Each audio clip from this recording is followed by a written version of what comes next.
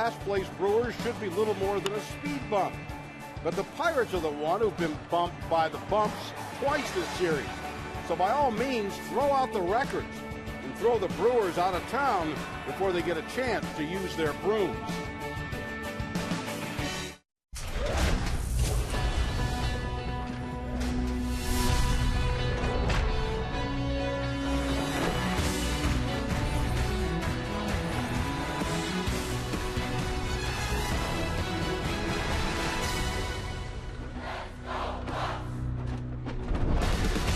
Tonight from PNC Park in Pittsburgh, it's Game 3 of the 3-game series against the Milwaukee Brewers, and the Pirates continue their 8-game homestand. The Brewers have won the first 2 ball games. The Pirates looking to salvage the finale of this series. Greg Brown along with Steve Blass. Steve is back from Germany. Dankeschön. Steve, what has happened to the Pirates offense? You know, the Buccos did a great job winning 7 of 10 on the recent road trip, and then they come back home and they are stifled by the Brewers in 2 games. There's not panic in the streets. These are 2 baseball games. This team has proven that they can produce offensively. You take a look at the stats for the previous month and the last 2 games. It's kind of an unfair comparison. And the thing I like about the Pittsburgh Pirates offensively this year is the fact it's not built around just one man, Andrew McCutchen. Those stats on the left-hand side of that column have been produced by all the guys that they put in the lineup. Everybody's been a part of this, so that's been the good thing. That proves to me that this can get back on track, and I think it's going to get on track pretty soon. Talk about getting back on track. How about Charlie Morton since coming off the disabled list? 3 starts, he's 3-0. He's doing just what you would want Charlie Morton to be doing. He's throwing a lot of sinkers. He's getting ahead in the count. They're chasing the ball downstairs. You just got an example there. And if he's pitching out in front of the count, they'll chase that. If they force him to elevate, he'll have problems. But he's been a breath of fresh air. He has been Charlie Morton at his best in these first 3 games. It's great to have Charlie back with the Bucks. Buccos will need Charlie Morton tonight. He'll be opposed by Kyle Loesch, who has been struggling this season, the veteran, and maybe that is what the Buccos will need to get the bats back on track. Starling Marte, Pedro Alvarez, Andrew McCutchen, Josh Harrison, and the rest of the Buccos getting ready to take on the Brew Crew. Coming up next.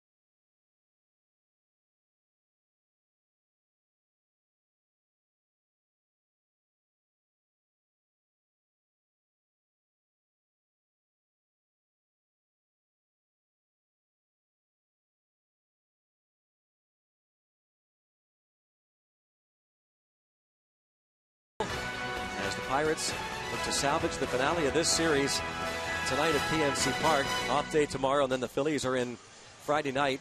And as we mentioned, Charlie Morton off to a 3-0 start. This is the lineup for the Brewers that they'll be facing. Brought to you by Honda.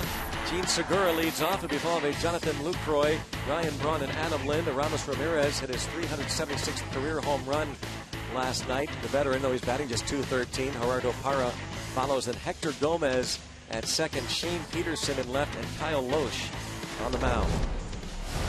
And Charlie Morton doing just fine. He's had 3 starts. He's won them all. No stranger to the Brewers. This is career start number 12 for Charlie.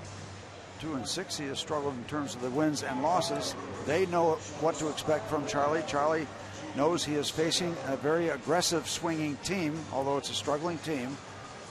And Charlie keeps the ball downstairs. I mean, you hate to make it oversimplification, but if he keeps it down, he's going to be all right. Honda defense, Sander McCutcheon in center. Starling Marte, Gregory Polanco on the corners. There's Jung Ho Kang getting the start at third base with Jordy Mercer at short. Neil Walker, Pedro Alvarez on the right side, and Francisco Cervelli catches Charlie Morton. Keep this little string of home pitching the way it's been with Burnett and Liriano, and you got a good chance to win this ball game. Gene Segura takes ball 1.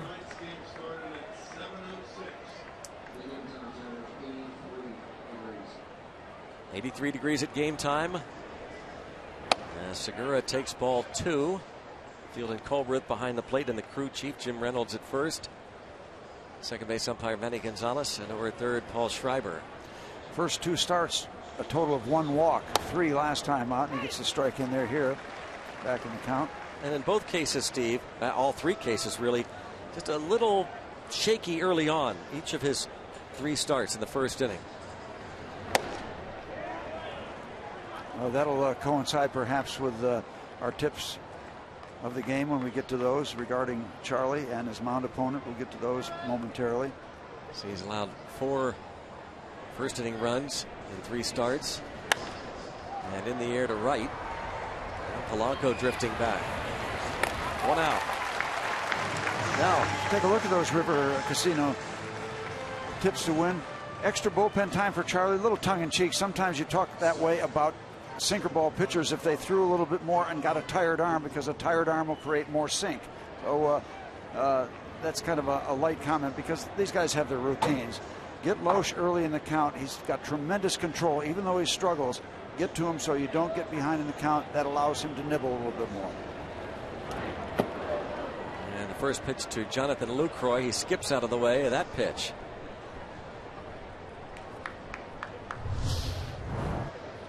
You want Charlie to keep the ball downstairs, but I don't know if you want it to that far down and that far in. So Lucroy takes that pitch in the dirt. And you know what comes to mind for me, even though with Charlie Morton you don't think this way because he can be erratic, but you know, Morton has in the past done what he's needed to do when it comes to sending messages, and his catcher was plunked last night. Again, we don't know any intent, not suggesting it was intentional by Taylor Youngman, but he did hit Cervelli first time up, and who knows, maybe it was just a quick little message, but he walked him on 4 pitches. And most of the time it is the pitcher himself that knows. Sometimes there'll be messages given to him by a manager or a pitching coach, but most of the time it's the pitcher that knows whether he's going to try to get somebody or not. Here is the rookie, and what a job he did, Taylor Youngman. He has earned himself at least another start. Craig Counsell made that known right away. Yeah, why not? There was quite a pitching matchup last night for the first 7 innings of that game. First 6 and some change innings. Craig Counsell took over for Ron Renicky on May the 3rd. And strike 1 on Ryan Braun. 0 for 3 with a run scored last night and 1 for 8 in the series. Stop by to say hello to Craig Counsell. He's always been one of our favorites, and I said, well, you got it all figured out? He looked at me like I had 3 heads. A lot to get figured out.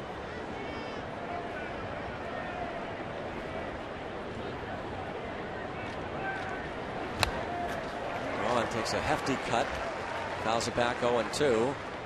He is 4 for 18 lifetime against Charlie Morton, who's making his 12th career start against the Brewers. 2-6 lifetime, and earned run average against Milwaukee of .463.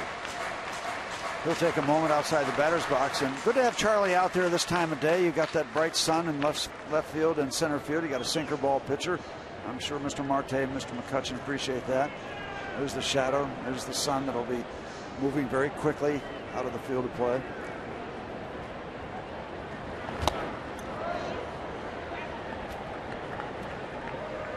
Braun has hit into a bunch of double plays already this season, 9 of them in the top 10. And there you see those career numbers.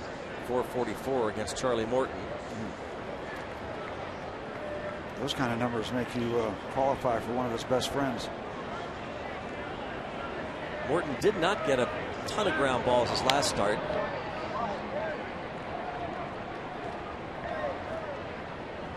Thinking they might send the runner.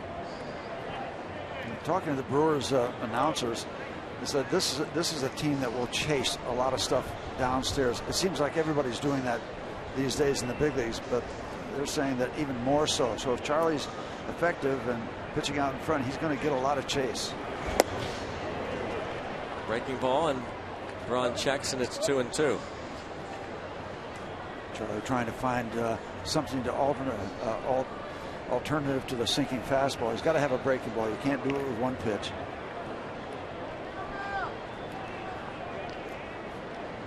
Ray series with Nick Leyva. 2-2 on Braun. 40 RBIs, tied for 5th in the league. Just gets a piece of it. He had a long at bat against Francisco Liriano last night in the 7th inning. Eventually drew a free pass. You got a little indication there. Cervelli was trying to set up down and in to Brian Braun for the sinker. He got the sinker, but it was out away, so Charlie's still kind of searching to find that groove location wise. And they want it outside. Everything downstairs, and there's the nice looking breaking ball there. That's a perfecta. That's a real good major league hitter trying to deal with a very, very good major league curveball. Braun goes down swinging. Doesn't get much better than that. It starts, it's in that strike zone for so long, and then right at the end it leaves. Got the chase.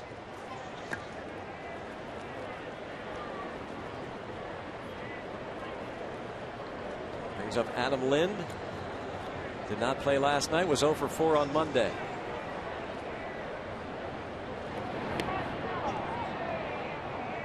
Still thinking that Lucroy might take off on one of these pitches.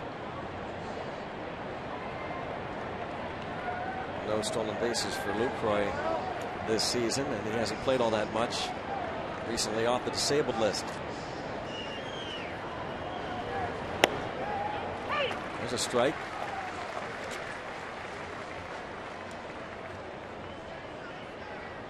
First year with the Brewers.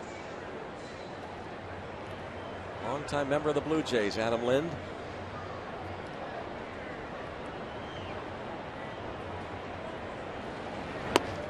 Did he go? Yes, says Fielding Colbreth.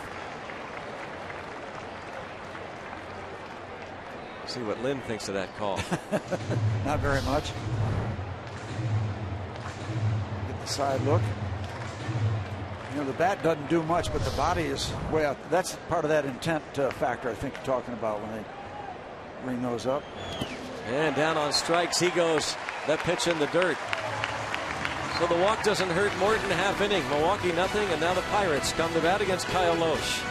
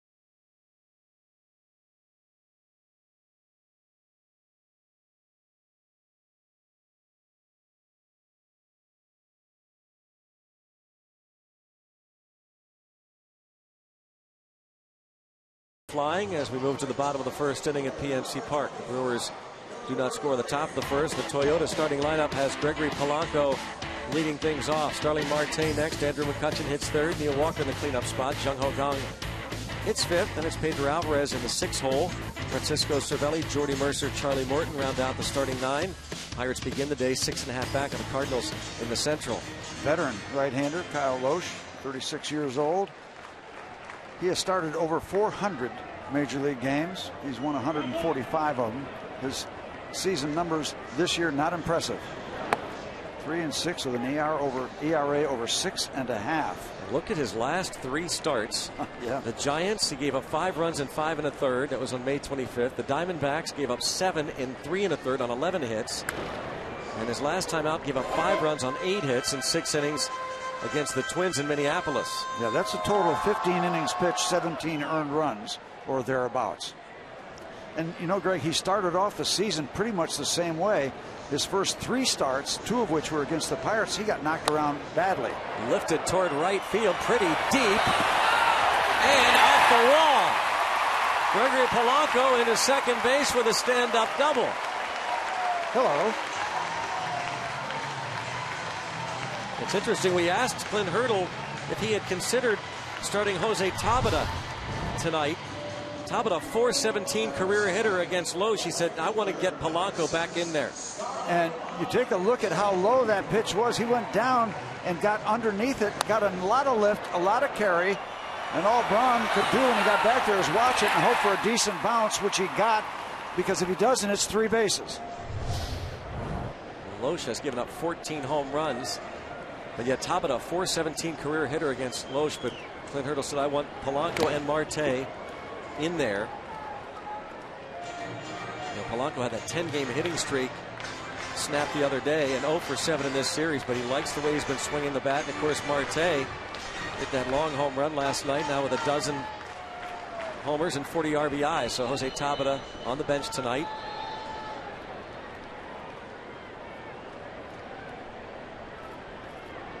Marte gets down the bunt, but foul. You know, I like that opening shot when you're talking about the lineups for the Brewers, when you saw a couple boats out in the river tied up, because Loesch has given up the long ball a lot, 14. Now, that's got to be among the league leaders. And it is. Only James Shields of the Padres and Kyle Kendrick of the Colorado Rockies have allowed more than 14. Out of Chico, California, Mr. Loesch.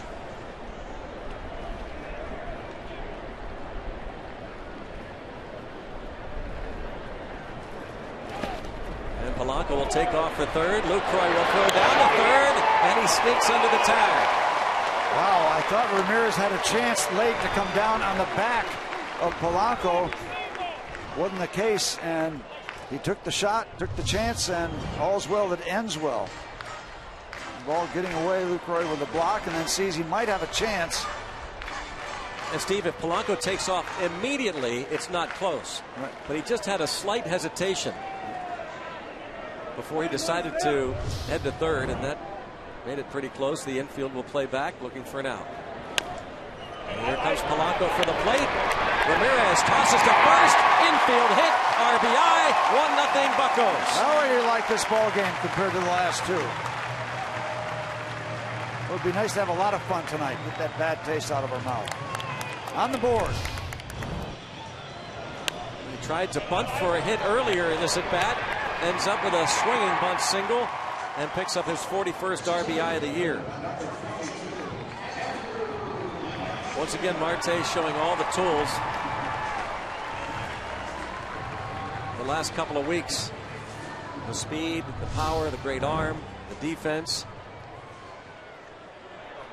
and trying to get that average back up as well.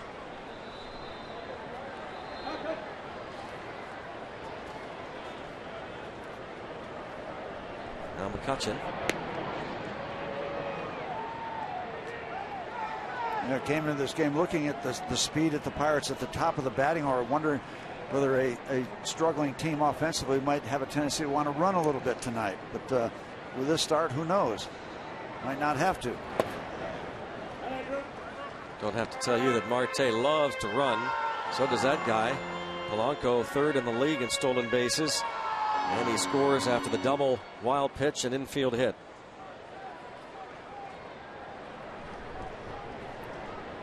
Kyle Lohse, the ERA over 6.5.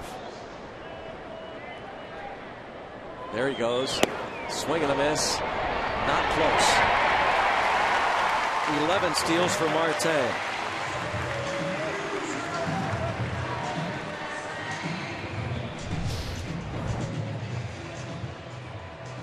And not a great jump, a decent jump and a decent throw. A lot of that's speed.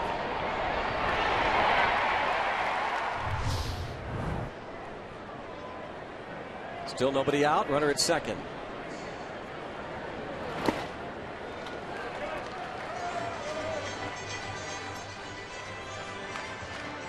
Ten runs, including tonight, in 13 starts this season in the first inning.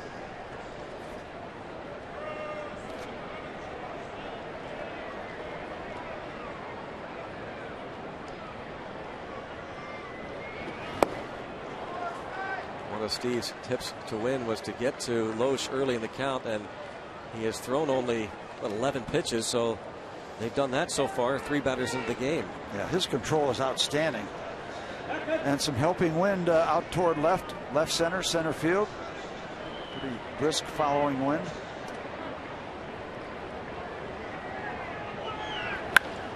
Ripped into left center field. Marte had to head back on the line drive. He's still going to try to score, and he is going to be out at the plate. And McCutchen didn't realize that no one was at third. He holds up at second, and Marte is thrown out at the plate for the first out. And we took a chance getting over to third base. It worked out all right, but the decision to try to score as he goes back, you can see him go backwards. And he's going to come around, and he gets waved in and waved out. There's the retreat. And Rick Sofield sends him, hoping for a bad throw. Didn't get the bad throw. Got the good throw. So, ball one on Walker. Here's Andrew McCutchen. Rips that one into left center field. Now he sees that Marte is heading home, so he takes off for second, but nobody's at third base. Now Walker will try and get him home. It feels good to lead 1-0, but you end up with just the one run. And here's this high home shot. You see it unfold, and you can see him getting waved in. So actually a couple mistakes actually by sending Marte home and Andrew staying at second base. So yeah, positives turned into negatives.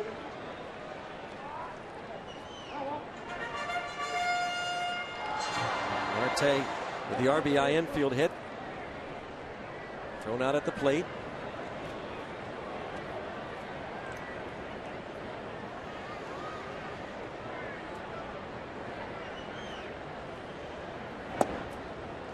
Strike. So this is kind of business as usual for Kyle Lohse, but the Pirates should be in a much better position than they are right now. They've got a run, got a man in scoring position, but it could be better. Yeah, I'm sure at the moment Lohse feels fortunate. Should.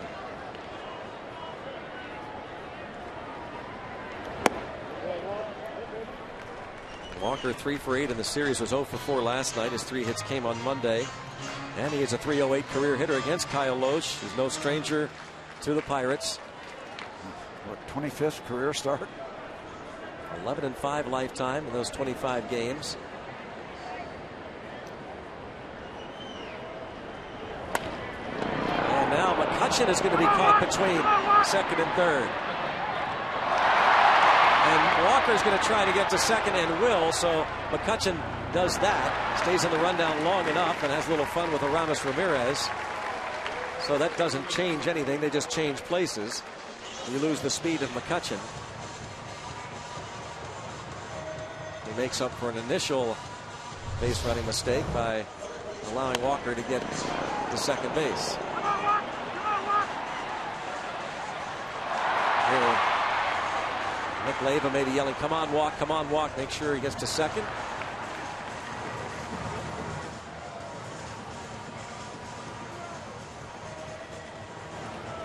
And the crowd kind of enjoying this little dance, but Walker then not much to be happy about. So they do lose a little speed, but once McCutchen made the mistake, he allowed Walker to get to second. Now 2 outs for Jung Ho Kang.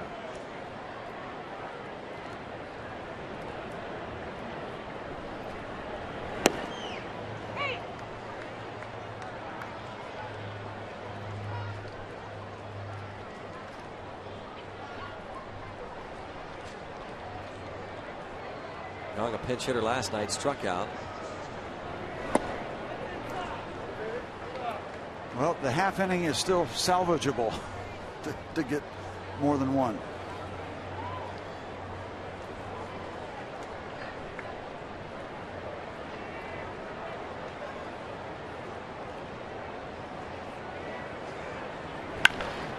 Toward Ramirez. And the Pirates settle for one after setting up shop for a bunch. They'll take the one and lead 1-0.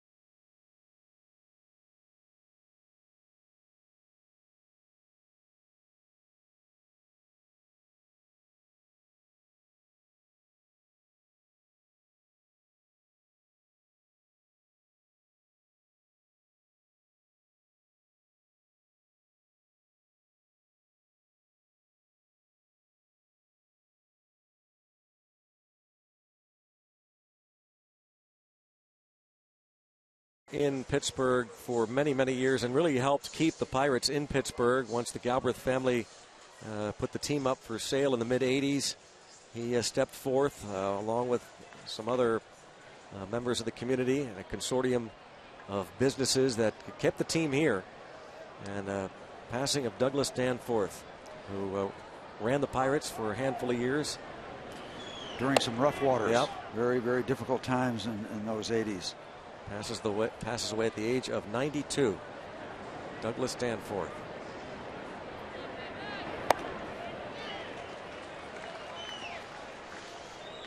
So after a very busy bottom of the first, we'll go to the second. And Ramirez be at work against Charlie Morton.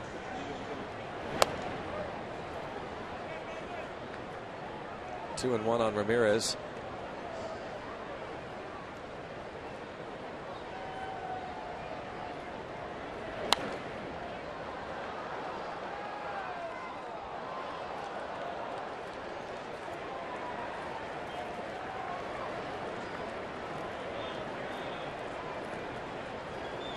Douglas Danforth was the former chairman of Westinghouse and then became the CEO of the Pirates. 3-2, and it was a tumultuous time, and it could have really resulted in this team moving. There's a backhanded play in foul territory by Jung Ho Gang, but a foul ball. Ramirez will go back to the box. Still with a count of 3-2, and Gerardo Parra on deck. Difficult time, not only with the team possibly moving, but a lot of things swirling around the Pirates. They're not playing good baseball. A lot of other issues flying around.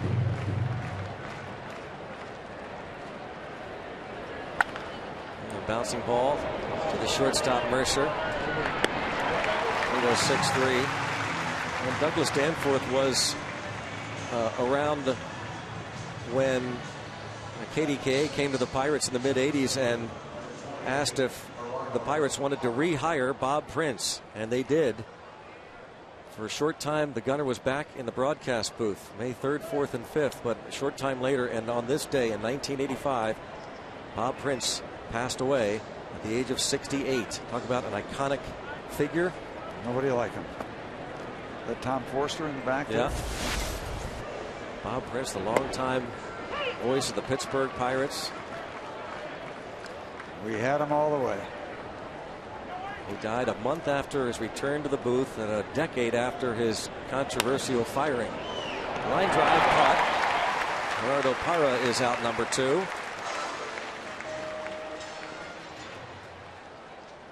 And when PNC Park was built and opened up in 2001, they opened up Gunner's Lounge on the club level here, dedicated to Bob Prince, and they're one of his loud sports coats and, of course, some of his sayings.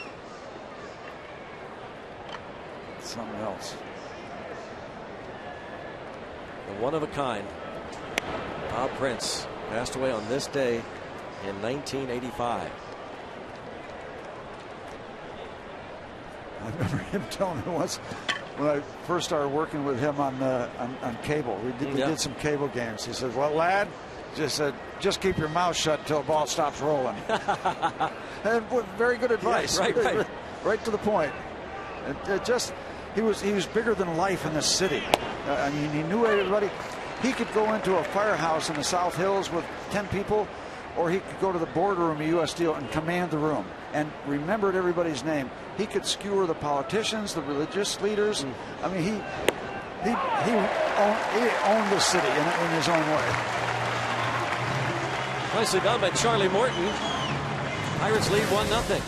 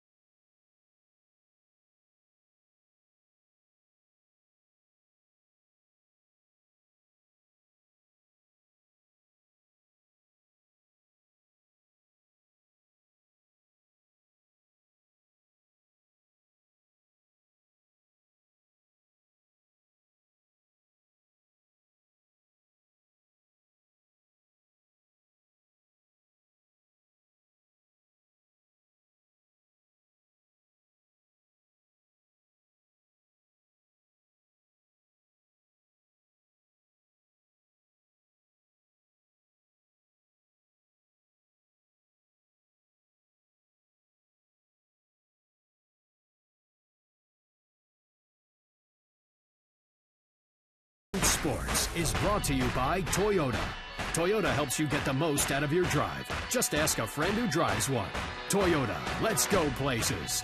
By Barrel Automotive, we're driven to be better. And by PNC Bank, for the achiever in you. Let's go Bucks.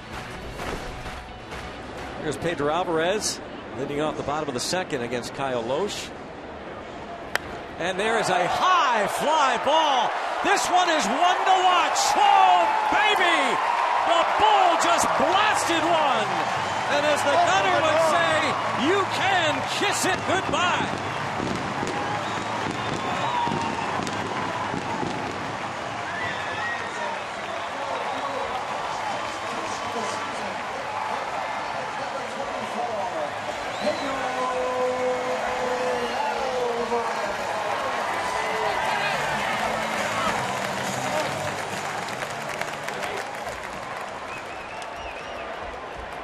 That one, a tape measure job that they are, I'm sure, trying to figure out now the distance. And they are still buzzing in this ballpark. Unbelievable. That is in the wheelhouse. Talked about those boats out in the Allegheny. Better watch out. That one comes down.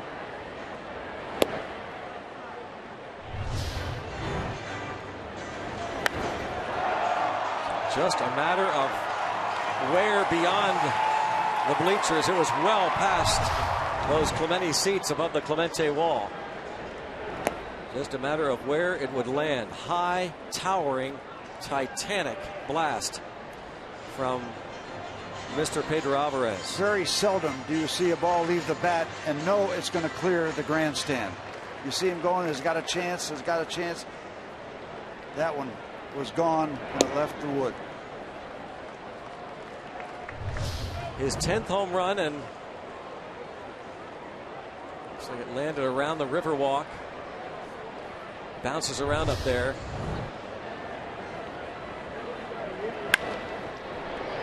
Should be routine for Segura. Cervelli is retired. What made that so impressive? You know, he didn't get the distance at the time he reached the boat, but the height, instant early height. Yeah, to have that kind of height and yet get it beyond the bleachers, to have the distance and the height, that was impressive.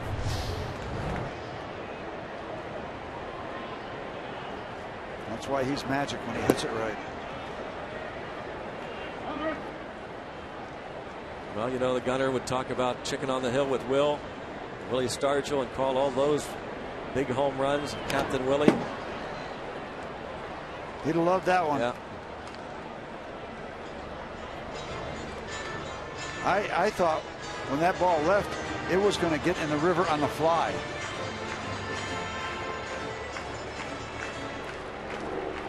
So high.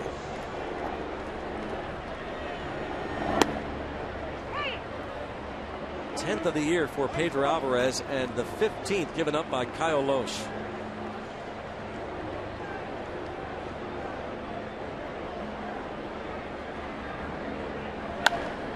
The other way for Mercer. And a drop in there for a base hit. Opposite field for Jordy Mercer. Well, the Pirates through the first 8 men in the order. Pretty good job here against Loesch. Base running issues. Otherwise, it might be more than just 2-0. You're right, 438 in the distance.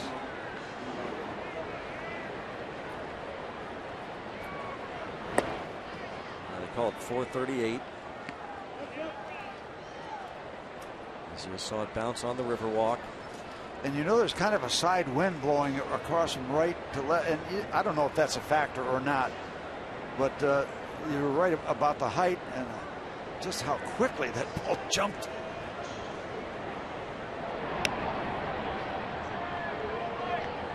Yeah, this is a much different ballpark, certainly, than Three River Stadium, when most nights, no matter whether it was left, center, or right, when the ball left the bat, you knew it was going to leave the ballpark. It's going to be a home run over the fence, just a matter of how far we're here.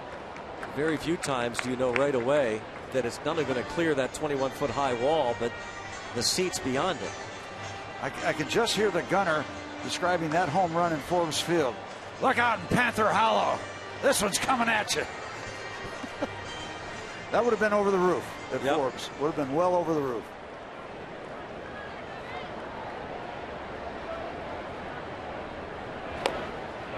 Morton gets the bunt down. Charlie Morton has his second sacrifice of the season.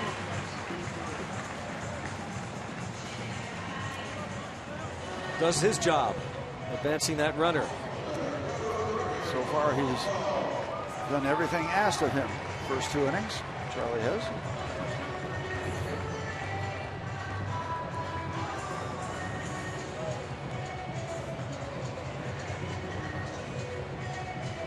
Brings up Gregory Polanco. He doubled off the Clemente wall in the bottom of the first.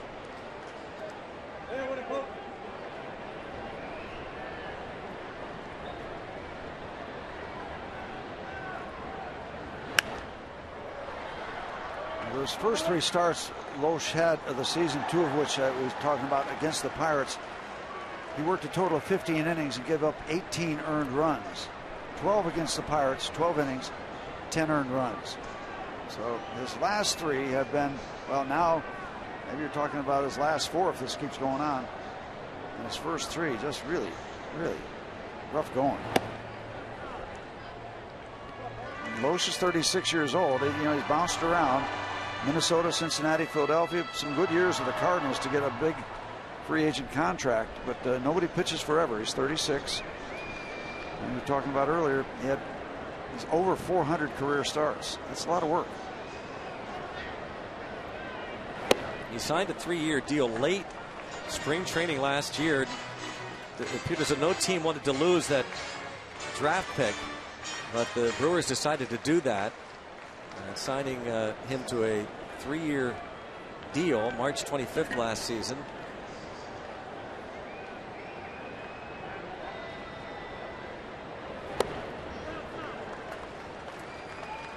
And now it's 3-1.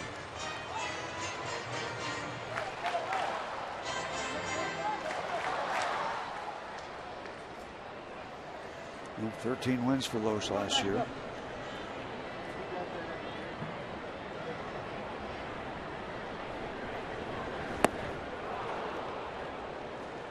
Did not get the fastball, Polanco. Now it's 3-2.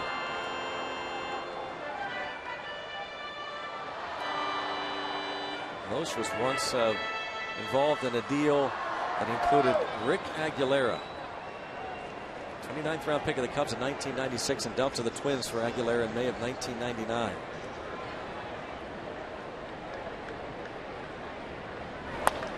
And Polanco lifts one to right. Braun puts it away in right center.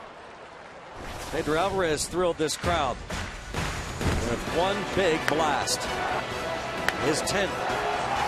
And it's 2-0 Pittsburgh.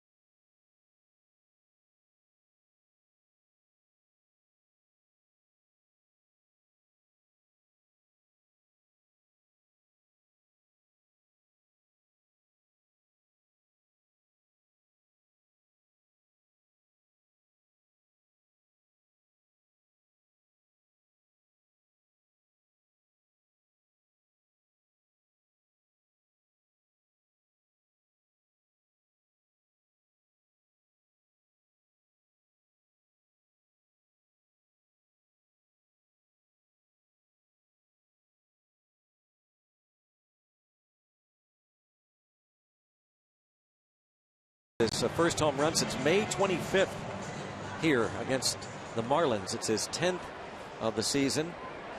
He hit 18 all of last year. Ball hit well towards center. McCutchen on the move. Oh, nicely done. That ball was really taking off on McCutchen. And he reaches up and takes it away from Shane Peterson. That is a terrific play. He outran the ball and still had enough leather to get around it. There's a trailing wind. That ball was not only being carried by the wind, but slicing away toward left center field. That's a great play. Allegheny Health Network Supermo look. Yeah, he's got it measured. And it's hard to jump very high, but you got to time whatever you got going upstairs at the right time, and he did. The rookie robbed by Andrew McCutchen. Pirates bench. Yeah, what pitcher wouldn't like that play in backup? Applause from Locke, Burnett, and Cole. I'm sure Morton appreciated it more than anybody.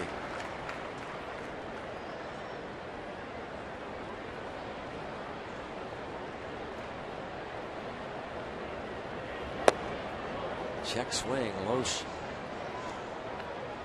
2 for 19 at the plate. Point Park University tweets talking about the Pedro Alvarez home run.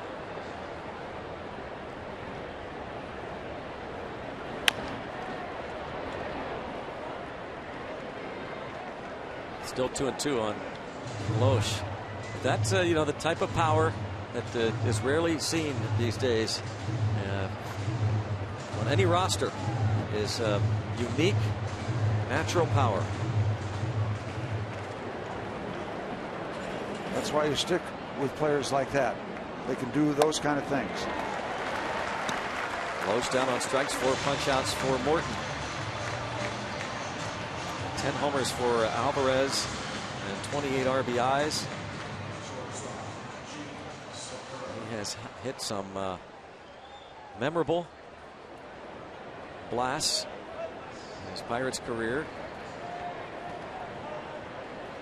Parrott loves it. Back to Morton. 1-2-3 for the second consecutive inning.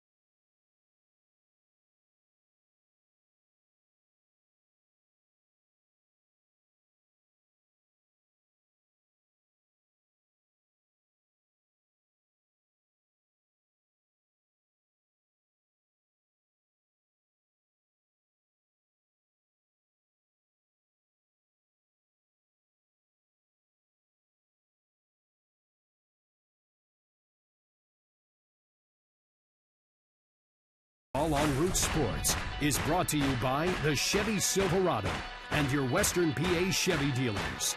And by Day Automotive. We're gonna make your day. Let's go Bucks! 2-0 Bucks Going to the bottom of the third inning here, Starling Marte had the infield RBI single. Brought in Gregory Polanco in the first. Now with 41 runs batted in, he's in the top 5 in the RBI department.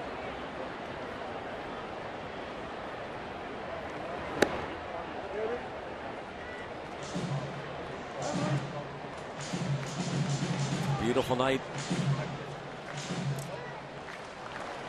along the river. Rivers 1-2 on Marte. Talk about being ahead of last year's pace. Now with 41 RBIs, he had 56 ribbies last season. He's growing into himself, isn't he? Yeah. 1 year ago today. Look at that. 4 homers, 20 RBIs. Sharply hit, and Ramirez, though, he's got very little range. Anything he does get to, he usually turns into an out. Send your favorite Pirates to the 86th Major League Baseball All-Star Game. You can fill out your 2015 Esurance MLB All-Star Game ballot now at Pirates.com. Voting is exclusively online and available on your computer, tablet, and smartphone. Vote up to 35 times at Pirates.com/vote. As Andrew McCutchen continues to climb up the last couple of weeks. Francisco Cervelli probably going to start moving in the polls. Those results are tabulated every week. Cervelli right now the top hitting catcher in the league. And a ground ball. This time it's Segura in the dirt, and that's a fancy pick by Adam Lind. Though Nick Leyva is convinced that he did not get the out. Either Lind didn't make the pick in time, that the Segura throw being just a tad late was in the dirt. But Pirates are not going to challenge. Heck of a play as he stretched it out. Yep, did it all. Got it in time and never left the base. That's a slick play. Look at that. Kept the baseball, too. Yep.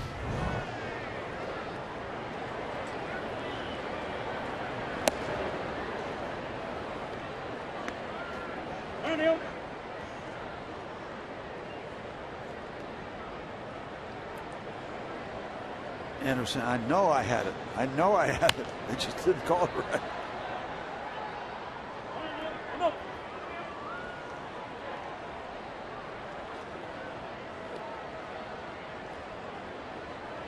Good to see him running well last night and tonight. After you could see those games are kind of taking its toll on McCutchen. Had the day off on Monday. And the center fielder Parra makes the catch, and the Pirates go down in order. 2-0 Bucks.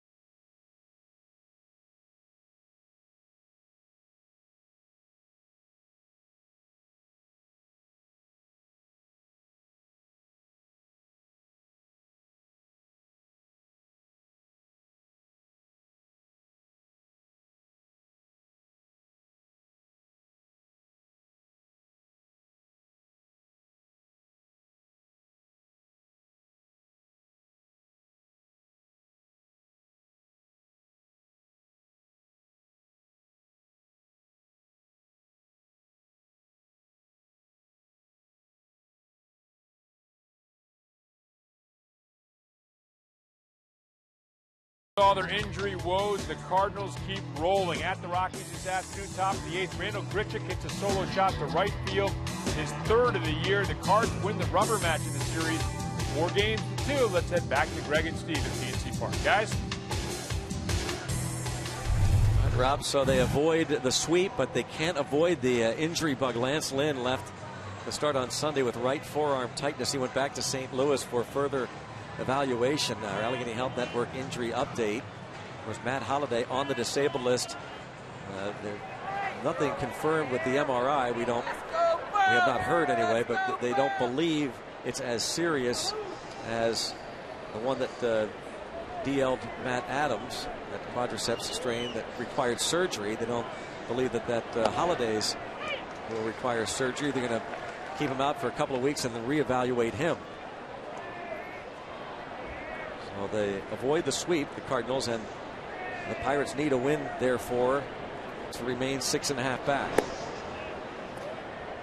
Then we got Charlie into the 4th inning now. The arm should be nice and tired. Give him more sink on the 2-seam fastball. He's rolling along like Liriano was rolling along last night.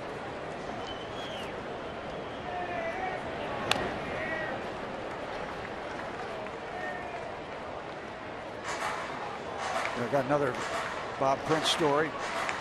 I was playing a charity golf event up at Laurel Valley with Bob when we were broadcasting on cable. And I said, Bob's getting a little late. He said, I got it, lad. He had a helicopter land on the first fairway. We got to Three Rivers Stadium at about 7:15 for a 7:30 game. They turned the cameras on him at about 7:31. Here's a bouncer. Easy play for Pedro to take himself properly.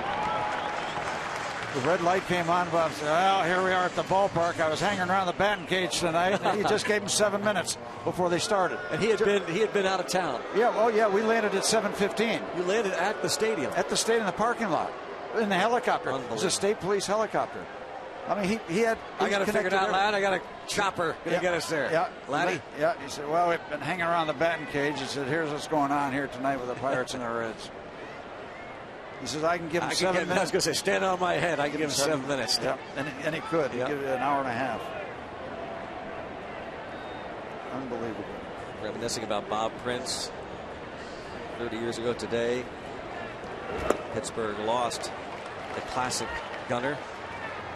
Got a personal story. I grew up in Connecticut in a small town. When I pitched, my dad would get in the car and just drive around until KDK would come in. And he just stopped the car. He had a 6-pack, and he'd just drive around our little town of Falls Village. Swing and a miss there, and he would just sit there and listen to the game. And when the game was over, he'd just drive the car back to the house. And at the end of every season, he would send Prince an invoice for 2 car batteries and 16 cases of beer. Unbelievable. Never got a check. Yeah, of course not. But the gesture. Yeah, but Prince loved that story. He said, "Where's the old man tonight?" I said, "He's up on Belgo Road in Falls Village." Unreal. You talk about people who have a presence. He had a presence for sure. I can tell you, having been around at that time, that when it was presented to the Pirates that they would consider bringing back the gunner, he had been ill. Nobody was aware of how really ill he was, and they presented the idea to the Pirates. Joe L. Brown had returned to the Pirates as the interim general manager to try and straighten things out. We mentioned the late Doug Danforth, Mac Prine, and others brought him back to try and really clean house and get the club situated so that they could sell it. And so the Pirates needed to go to Joe Brown, who was involved in the firing of Prince originally. Is it okay? And Lanny Fratteri, by the way. Lanny certainly signed off on it to bring the gunner back. And there's out number 2. And lo and behold, you know, it was so fitting that on May the 3rd, 1985, the Pirates had one of their biggest rallies in decades, scoring 9 runs in the very inning, the 4th inning, that Bob Prince called that night. His call. So many stories. And you bring up the firing of Bob Prince. The city had a parade. I mean, you just don't see that happening. And the gunner and Nellie King. Yeah, Nellie got drawn along with that unfairly, I still think. And, you know, Bob Prince would later reflect and said, you know, if I was in charge of Westinghouse, I would have fired Bob Prince, looking back on it. I still wonder, though, after that many years of service to this ball club in the city, hey, Bob, it's over. Let's do this on your turn. Why don't you step down on your own so we don't have to fire you? Right. And I would have hoped it went down that way. And it was a tremendous outpouring by the city when they had that parade. Bob Prince was Rosie Rosewell's understudy for 8 years. This ball hit in the air to left. And it's going to be another 1-2-3 inning for Charlie Morton. Looking good, Charlie.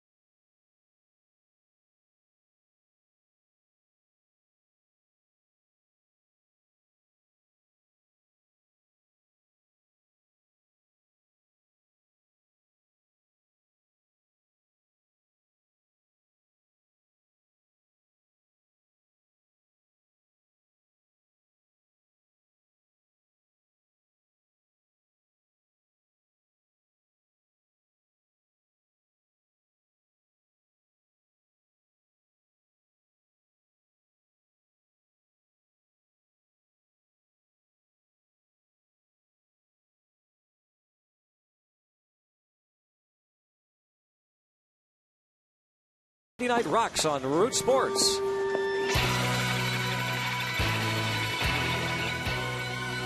Get tuned into Pittsburgh's music scene as we showcase local artists and tracks throughout every Friday night Pirates broadcast. Friday Night Rocks, Friday when the Bucks take on the Phillies on Root Sports. Cross-state rivals come in for their first and only trip Friday night, Saturday afternoon, and Sunday afternoon. And that's a free shirt Friday. Saturday afternoon is a 4 o'clock game, fan jam after the game, and Garrett Cole pitches Saturday as they wave from Gunner's Lounge. Sunday afternoon, kids get an Andrew McCutcheon compression sleeve. A.J. Burnett against Cole Hamels. It's a nice little pitching matchup there, so make sure you go to Pirates.com and get your tickets. Stop in the Gunners tonight. Stop by. Just drop by. Just because. Just because, huh? Yep. Just because it's the Gunners.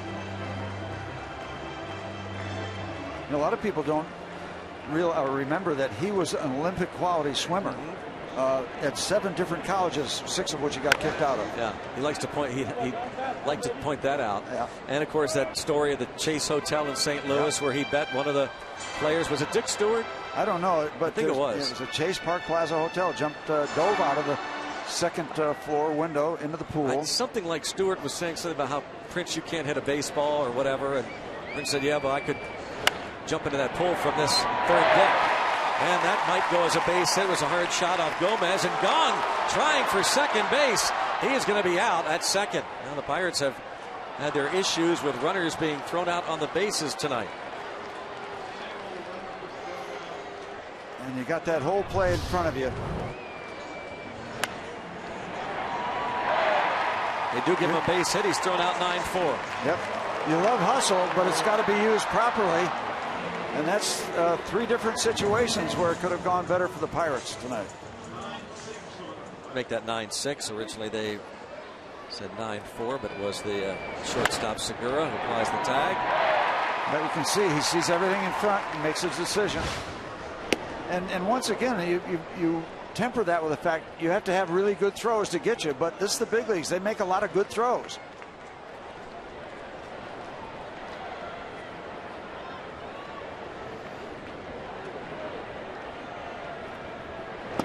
You know, you're not scoring a lot right in this little skid right now, and yeah, you got a very impressive 2-0 lead with the way Charlie's pitching, but it was very impressive last night with the way Liriano was pitching too, and we couldn't add on, we couldn't get it going. So you don't want to give these things away.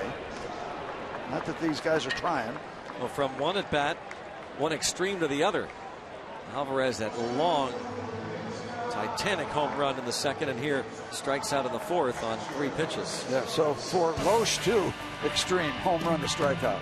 Catch the excitement of Pirates baseball at PNC Park this summer with the Pirates Summer 6-pack presented by Papa John's for as low as $99. Lock in your seats and price when you build your own 6-game plan. Plus, each Summer 6-pack comes with a complimentary large 2-topping pizza from Papa John's.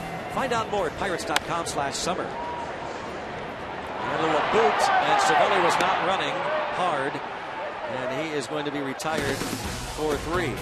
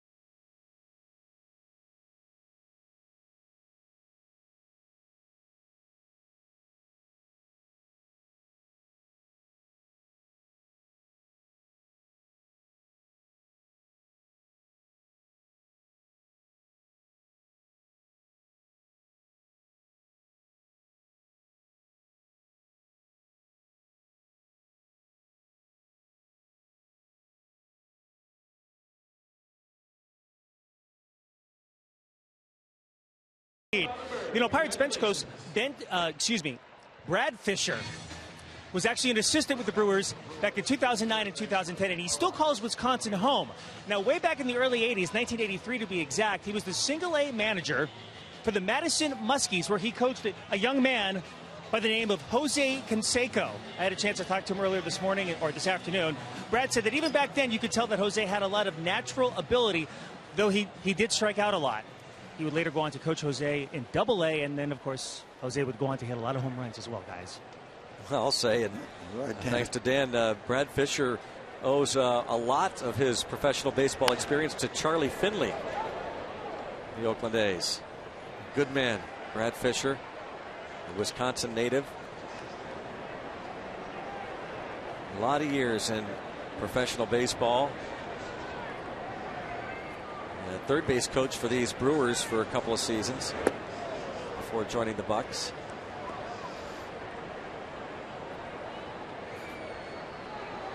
Here's a tweet, hashtag Bucks Booth. Is Aramis Ramirez the last active player that played for the Three River Stadium Pirates? I don't think so. The other, though he's on the disabled list, would be Bronson Arroyo. So the two of them.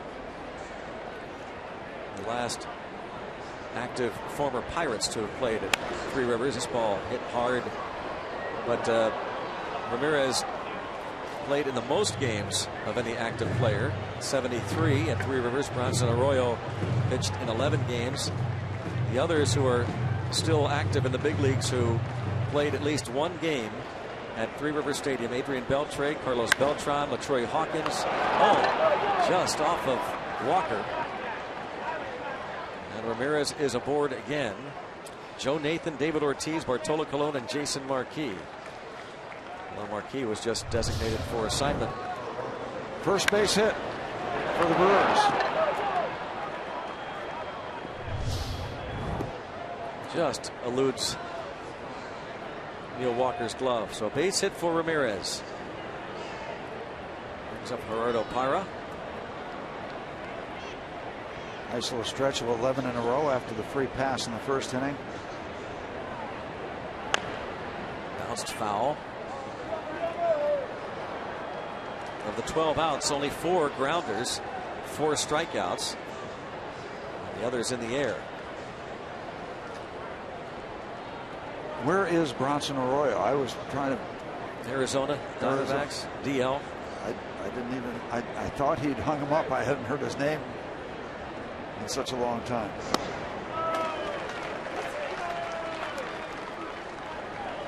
Speaking of ground balls, our Barrel Automotive League leaders ground balls per fly ball ratio among National League starting pitchers. Charlie Morton, a lot of that from his first couple of starts. Tremendous work keeping that ball on the ground.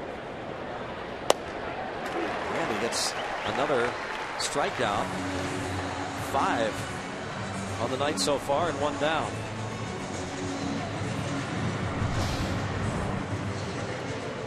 Boy, is that a great pitch. If you're a hitter, you want to take that, but you make that early commitment, you're not going to do anything with it. And there's not a lot of time. That ball 91, 92 miles an hour. You don't have much time to make up your mind. It's in the air to right. 2 outs. Like you said, Charlie, one of the great fly ball pitchers of this modern era. He will give up his share of fly balls, won't he? Yep, and then some. Yep. Air Chuck, they call him. Yep, Air Chuck. Shane Peterson lined a ball toward left center, and Andrew McCutchen tracked it down. His first at bat. And a strike.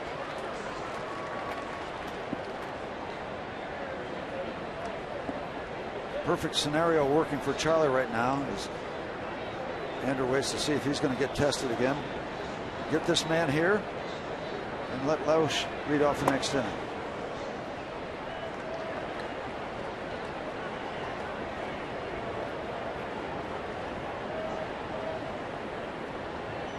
Go back to what you said. Lowe's pretty fortunate to be down 2-0, isn't it?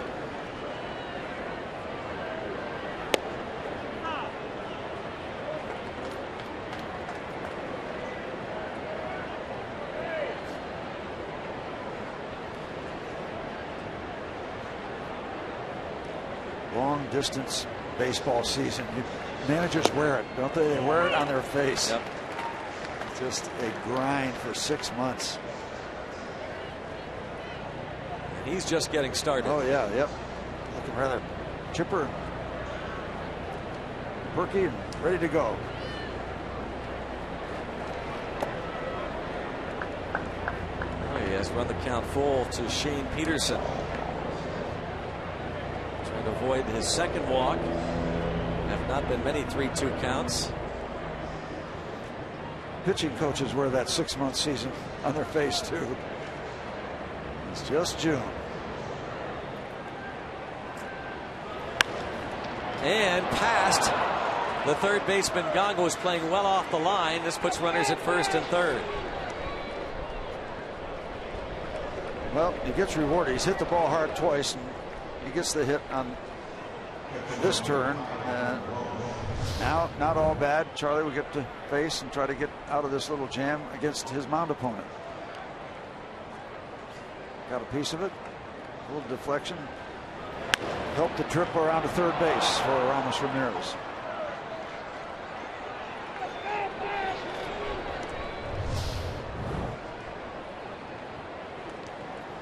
Those are long trips now for Ramos. Those trips from first to third.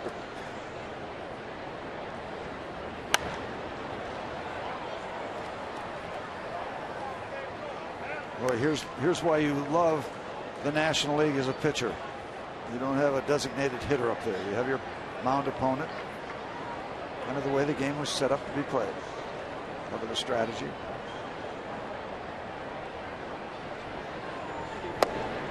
Oh, 0-2. Loesch, a 145 career hitter. And 2 for 20 this season. Struck out in the 3rd against Morton, who has given up his first 2 hits of the night here in the 5th.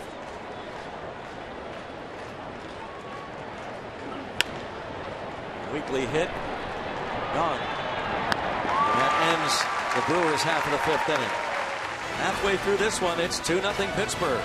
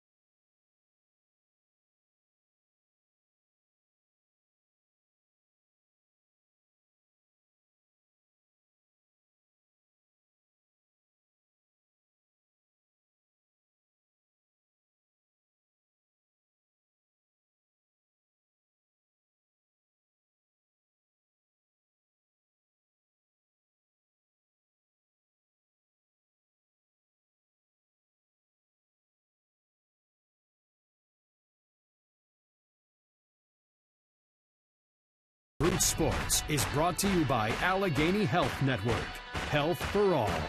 By Kenny Ross, Ask a Neighbor. And by Levin Mattress, located in all Levin Furniture showrooms and freestanding stores. Let's go Bucks! Beautiful night for baseball in Pittsburgh. And I'm glad you're with us wherever you might be watching Pirates baseball here on Root Sports. 2-0 Bucks going to the bottom of the 5th. It's a familiar sight downtown. Oh, in the penthouse. Yeah. Jordy Mercer takes a strike. Speaking of wherever you're watching Pirate baseball, there's a gentleman down in South Florida who's going to be celebrating his 83rd birthday tomorrow. Good friend Bill Buell, one of the worst gin and rummy players in the universe, and he putts even worse than that. But happy birthday to Bill Buell, former Pittsburgher. Living the good life down in South Florida. Happy birthday, Bill. Well, I know Mrs. Cora Fetchko lives the good life in Natrona Heights. 91st birthday today. Mrs. Fetchko, the mother of 11 children, 11 grandchildren, 4 great-grandkids. Related to Michael Fetchko? Well, Mike says that he is her favorite. Yeah, of course. But I know the rest of the family would dispute that. We know a handful of the Fetchkos, and they're all good people, but Mom's the best. And a base hit up the middle for Mercer. And Coach just got a double where we have a moment there for the price of one. And speaking of this day in history, brought to you by Day Automotive. This day, 1951, the Buccos split a doubleheader with the Dodgers. Pirates lost 2-1. Ralph Branca outduels Bob Friend in Game 2. Ralph Kiner came through with a go-ahead home run in the 11th as the Pirates won 5-4. Imagine the gunner was calling that with Rosie Rosewell.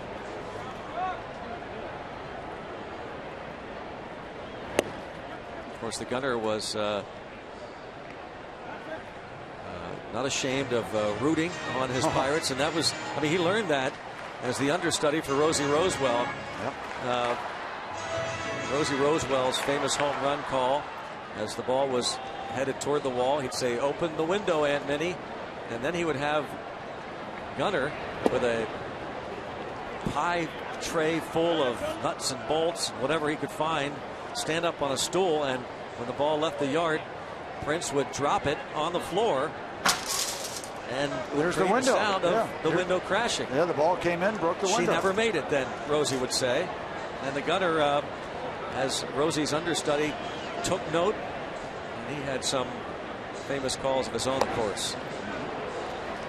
One of his great calls I was involved in, his second game I ever worked with Bob on cable, the 7th inning, during the middle of an inning. He called down to the press room and said, "Send up 2 screwdrivers." I thought something was loose in the booth. He was going to tighten. What else would it have been? Yeah. I guess he didn't. It really wasn't a problem with the. There was nothing loose in the booth except Bob and myself. Can Steve give us some of the player nicknames the gunner made famous? Oh, boy. Well, we can start in the outfield. Bob Skinner was the dog. Quail, Bill Verdon was the Quail. The great one, Clemente. Dr. Strangeglove, Dick Stewart at first. And Bill Mazeroski, who was No Hands Maz. Tiger, Dick Hoke. Vernon, Deacon. Kind of nicknames.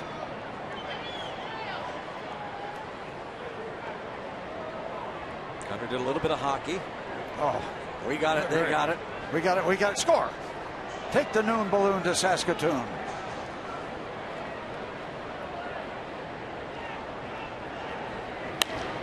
This ball hit the other way, and that's exactly where Peterson is stationed. 2 outs. What'd Charlie do? I was on the noon balloon there before that. Struck out trying to bunt the runner to second. Thank you.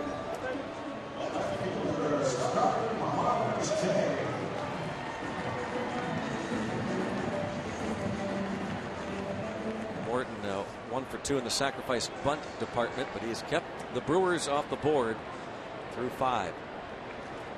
Good to see Charlie's a little bit of a traditionalist. That has been in vogue for 1,000 years. Put the towel over the elbow that you pitch with. You don't necessarily wear a jacket in the summer when it gets warmer. Wrap that towel around the elbow and hope your guys score a bunch of runs for you. All the Pirates do that along with Charlie. Wrap that towel around the arm. Get the hoodie on.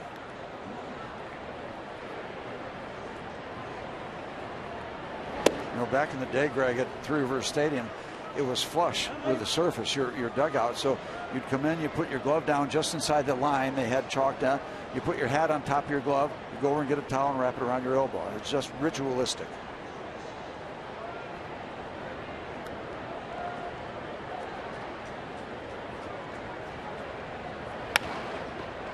Segura will underhand toss to second for the force. And we've completed 5 innings with the Pirates in front 2-0.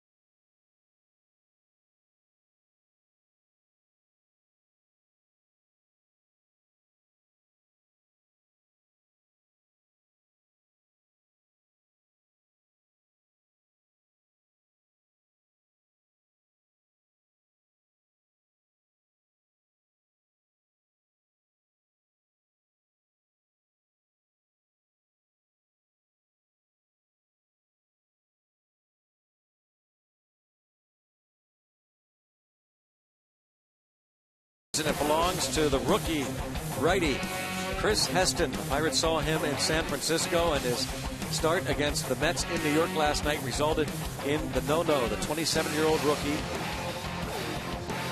and the no-hitter, and hit 3 batters. And what a finish. 3 called strike threes in the 9th inning. That's the way to put a lid on it. Giants fans on hand tonight. It was the first no-hitter thrown against the Mets in New York since Bob Moose, September 20th, 1969. Now, the Mets had 3 no-hitters thrown against them after that, prior to the Heston no-no last night. Bill Stoneman no-hit the Mets in 1972 at Jerry Park in Montreal. Ed Halicki of the Giants did it in 1975 at Old Candlestick in San Francisco. And Darryl Kyle, the late Darryl Kyle, no-hit the Mets in Houston in 1993.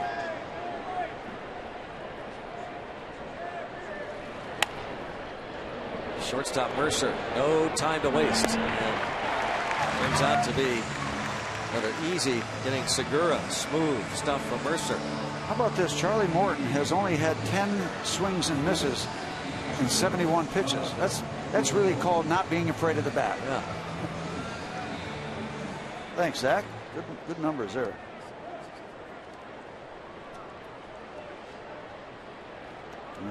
That's pretty amazing. That's hard to believe. 10 swings and misses. I mean, that's unbelievable because he struck out. Wait a minute. 5. It is unbelievable. And nearly, well, I mean, it's possible. Pretty unusual. And impressive. He's had 1 of those strikeouts looking, the others swinging. That's a lot of foul balls, maybe. Sure.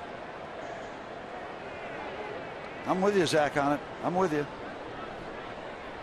This pretty special start tonight from Charlie Morton. And there's another ground ball. He's not wasting any time. Throwing a ton of strikes. They walked the second batter he saw after that. On this week's Inside Pirates Baseball, Jimenez Caminero finally finds a place in the majors after 9 long years. Francisco Cervelli is a magnet for foul balls, leading to some piñata-like beatings behind the plate and much more. Inside Pirates Baseball, presented by Allegheny Health Network tonight after postgame on Root Sports. Ground Chuck. He's just now starting to get some ground ball outs. Getting tired enough. Getting that sinker working.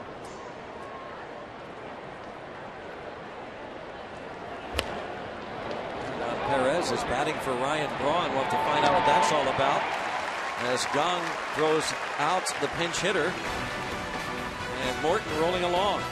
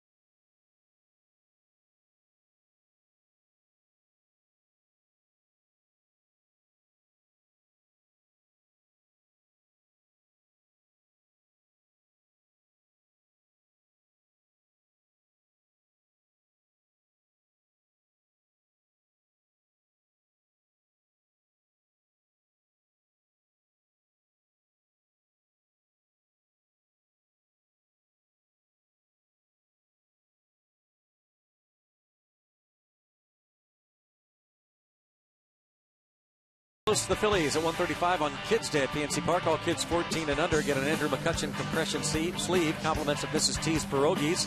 The fun starts in the #1 Cochran Family Fun Zone on Federal Street. Doesn't stop until the kids run the bases after the game, courtesy of the original Pizza Logs. For tickets, go to pirates.com. It's A.J. Burnett against Cole Hamels at pitching matchup. 2-0 Pirates. And here is Andrew McCutchen. So changes for these Brewers. Hector Gomez takes over in left. Shane Peterson moves from left to right. And a line drive to left center.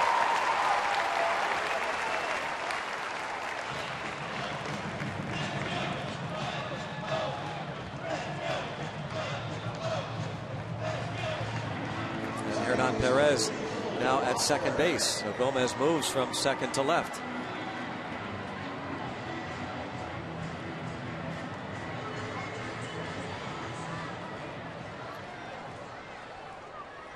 Catching the leadoff hit. 9 hits for the Pirates. Yeah, it seems like the Pirates are just beating the dickens out of the Brewers, and it's 2-0. Almost the same feel we had last night when it looked so dominant when Liriano was cooking so well, but the other kid was going step to step with him. He would love to add on.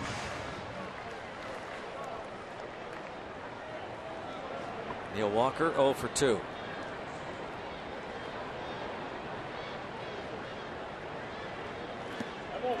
And we're getting that mentality watching this. You know, it's comfortable. You know, we got really no issues, and the Pirates aren't thinking that way down on the bench. But you get almost that psychological feel. We got control of this ball game, but we found out how that worked last night. 5 of the 6th innings, the Pirates have had their leadoff man on. Loesch retired the side in order in the 3rd. And, you know, bottom line, you got to give him credit. He's kept control of this ball game. This thing could have got out in the hand. He's gotten some help from the Pirates running the bases, but there's a guy that's been around a long time. The Brewers are still in this baseball game.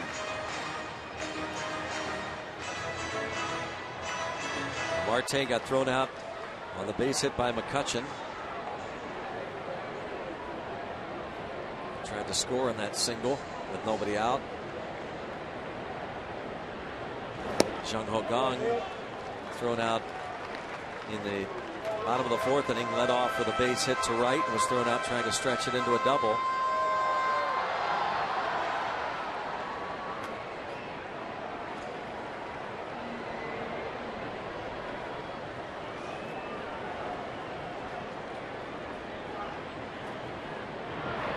Loesch has not pitched more than 6 innings since May the 15th, when he went 8 shutout innings against the Mets, allowing just 2 hits. His finest start of the year.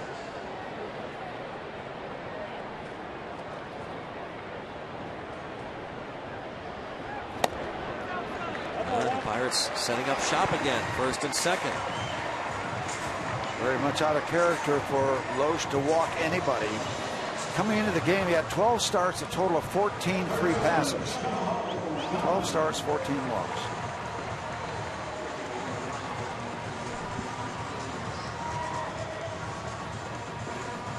Ryan Braun left the game with dizziness, was just announced.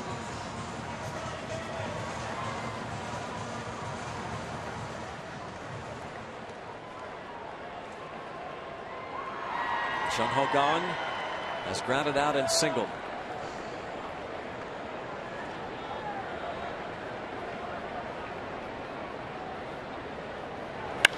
Line drive, base hit. McCutchen had to wait for a moment, so he'll be held up, and they are loaded. And now McCutchen a few steps down the line as the ball goes back toward the backstop. Kang rips it to left. The buffet is set.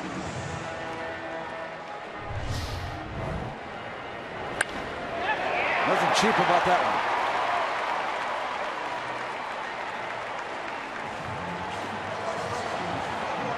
Bases loaded with Bucks.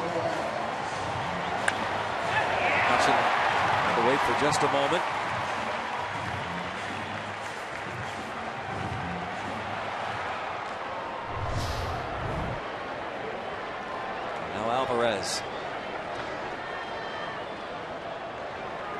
Do it again, Pedro.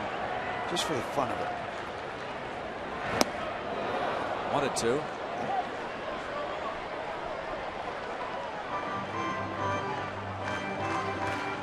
So 2 career slams for Alvarez, 2 for 4 at the plate this season in these situations. Bases juiced.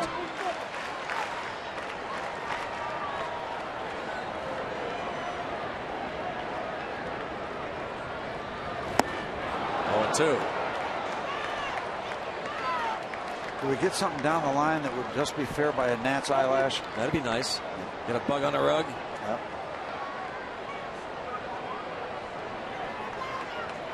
You don't want a Hoover here. No.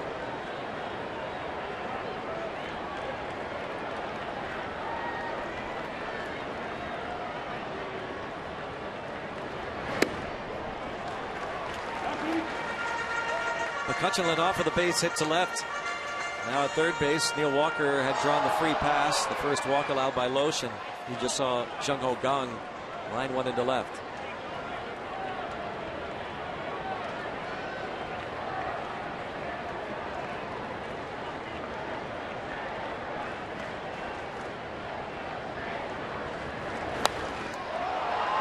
Pop-up. Infield fly is called for the first out.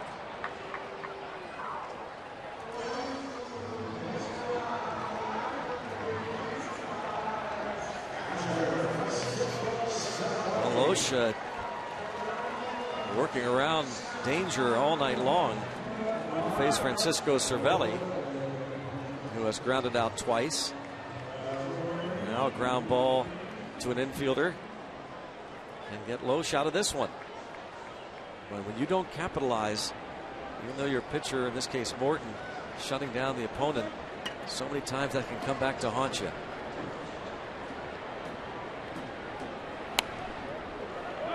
Really feel the need to score at least one here.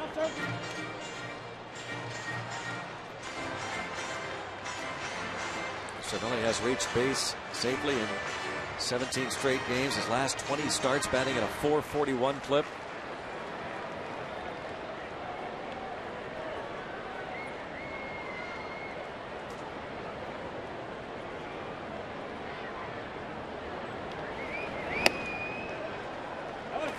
Ball, 1 strike.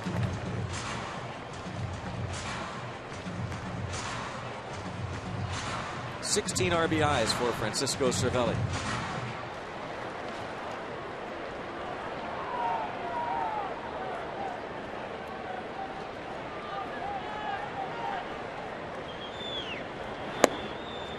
And he falls behind him 2-1.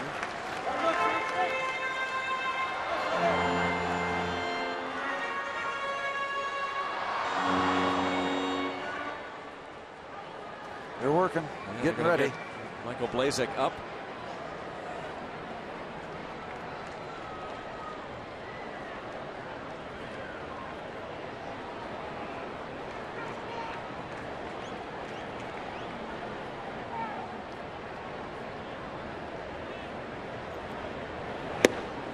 Two and two, a big strike from Loesch. Would Francisco like to have that one back?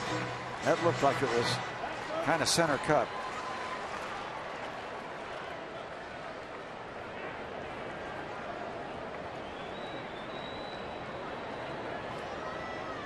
That was number 4 there. Was that last pitch. Lit up.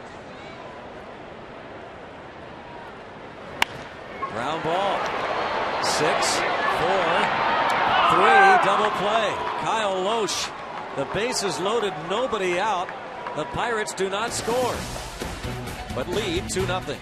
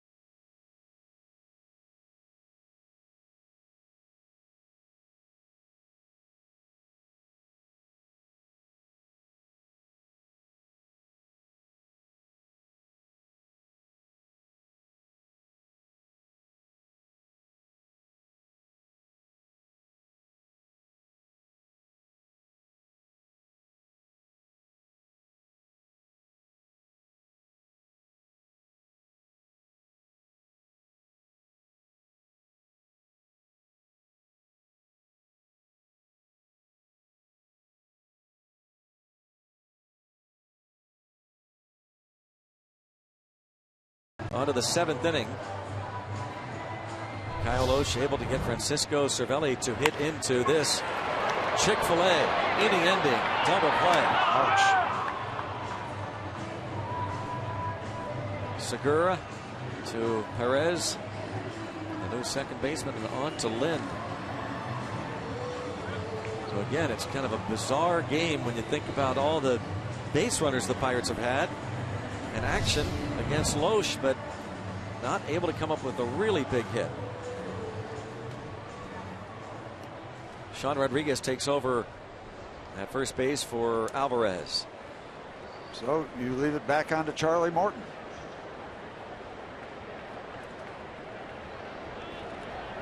Who has been absolutely terrific. Has just thrown his 77th pitch as he works here in the 7th inning. 61 of them fastballs. You talk about simplifying things. That's why it's hard when you start a game. All right, here's a scouting report on Charlie. You know, you gotta say some stuff. Yeah. But you know what? Hey, Charlie, throw strikes, keep the ball down, and that's his game. And you know what? The rest is clutter. It really is. And Ray Searage just said time after time, you want to keep the clutter away from Charlie. You want to keep it away from a lot of pitchers in varying degrees. But especially Charlie. Keep it simple, Charlie. Stay with your strength, and you'll be out there a long time.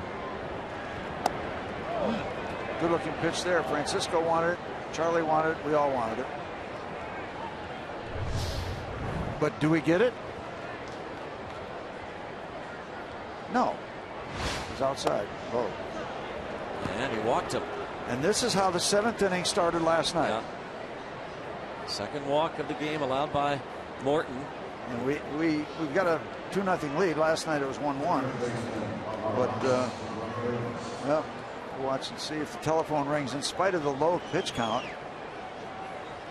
And still like the fact that Charlie throws a lot of ground balls. This could all get cleaned up in the next pitch.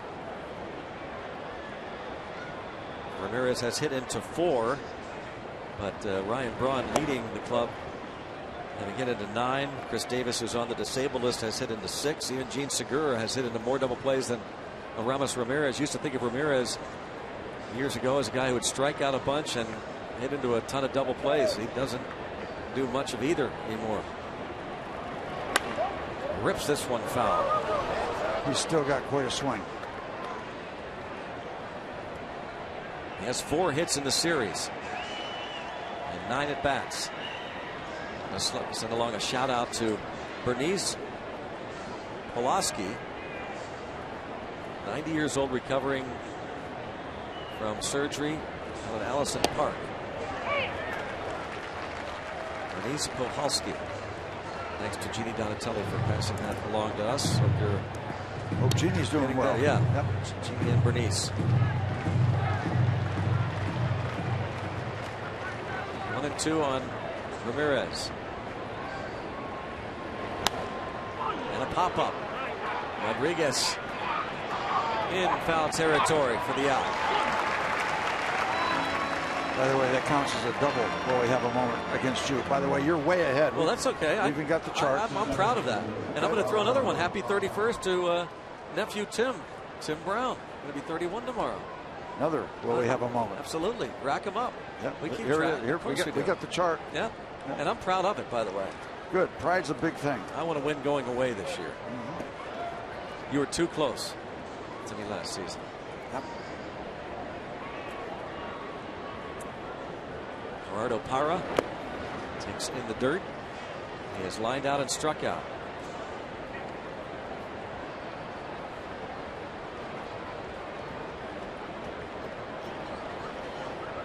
Charlie Morton gave up a 1-out walk to Jonathan Lucroy in the first inning. Ramirez led off the 5th with a hit, and with 2 outs he gave up another hit to Shane Peterson. Bouncing ball to second. There's 1. There's 2. There's your ground chuck. Charlie throwing the ground ball double play and blanking the Brewers. He gets Parra to hit into the 4-6-3 twin killing.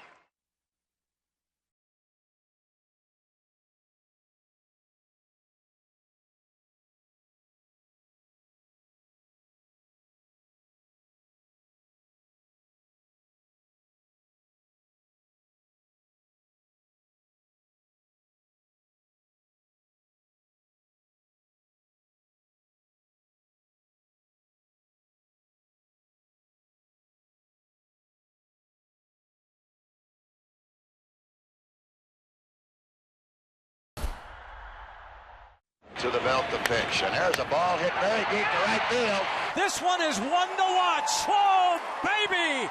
And as the gunner would say, you can kiss it goodbye. Pedro Alvarez bringing the lumber, brought to you by Yellowwood. That big home run leading off the second. His 10th of the year, made it 2-0. As we reminisce about the days of Bob Prince, the gunner, passed away 30 years ago today. Did you know that the gunner never wore socks? He said it was always gauche to wear socks with Gucci's. Is that right? Gauche to wear socks with Gucci's. And then he'd wear those loud sport coats. Oh, yeah. I think it was a running vendetta between he and Lindsey Nelson. Yeah. Get the most bizarre sport coats. Jordy Mercer is 2 for 2. Loesch still out there.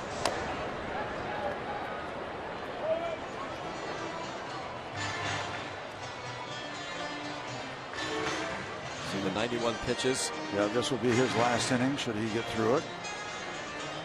As we said earlier, his last time he went more than 6 was May the 15th, that 8-inning game against the Mets. And only 2 other times did he go as many as 7 innings. And how about this? Jordy Mercer's 3 for 3. Just beyond the reach. You're talking about Aramis Ramirez with a limited range these days, and just beyond his reach into left field. The Pirates have action. Charlie's looking down at Rick Sofield, and Rick could holler down to him, bunt. Don't need to give away any signs as Jordy goes up and turns it back around. Yeah, you can roll over and get a base hit.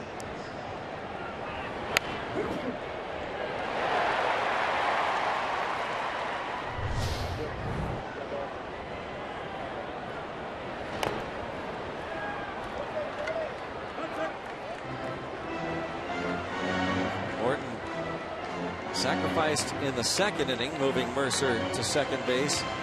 He tried to move him in the 5th inning, but ended up striking out.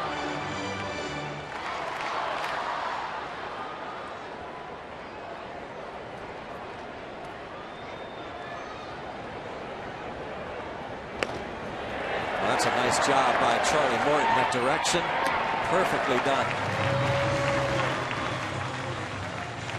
He's doing everything right tonight. Jordy Mercer into scoring position. As you watch this perfect bunt going down, you think about the journey that Charlie Morton has had in recent years and how discouraging it has been. And you wonder about the temptations. Hey, is it going to come back? Is it ever going to come back? Well, Charlie Morton hasn't quit. Charlie Morton looks like he's back. And I'll tell you, for a while, Steve, I'll go back to that last game in Philadelphia. I mean, it's truly unbelievable to watch how he has turned it around this year alone since that last exhibition game. Kyle Loesch exits. Charlie Morton still in the ball game.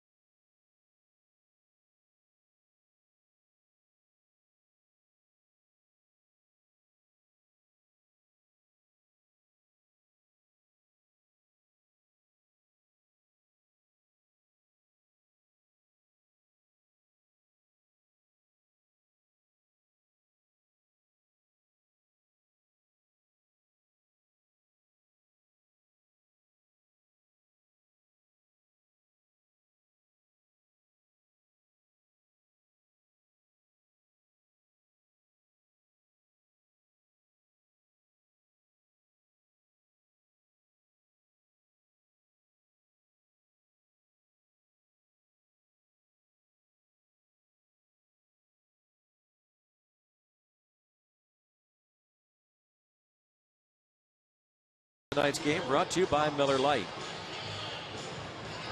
Charlie Morton tossing a 2-hit shutout through his 7 innings. The Pirates trying to get him at least another run. They've had base runners all night long. Kyle Loesch exits trailing 2-zip despite giving up 10 hits. And here is Neil Kotz, the only lefty available to Craig Counsell with Will Smith having been suspended. So this is probably the only batter he will face. He's got Blazek ready to go. Yeah, this former American leaguer, a lot of years with the White Sox and then some time with the Rangers. Blazek will face Marte, you would expect. As righties hit 327 off Kotz. Lefties just 175.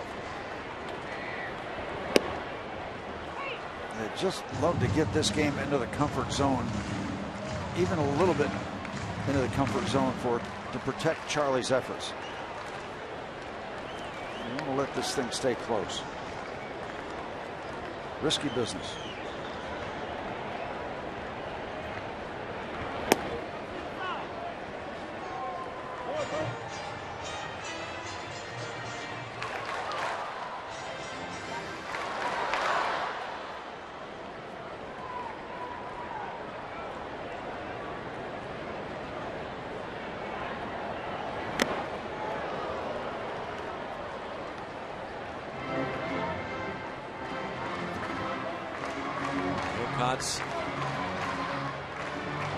Steve said the veteran lefty has faced Polanco twice previously, and Polanco 0 for 2 against him. Worst strikeout an inning, his average. Takes care of Polanco. And as predicted, here comes Mr. Counsell for counseling. Michael Blazek will be coming on to face Starling Marte.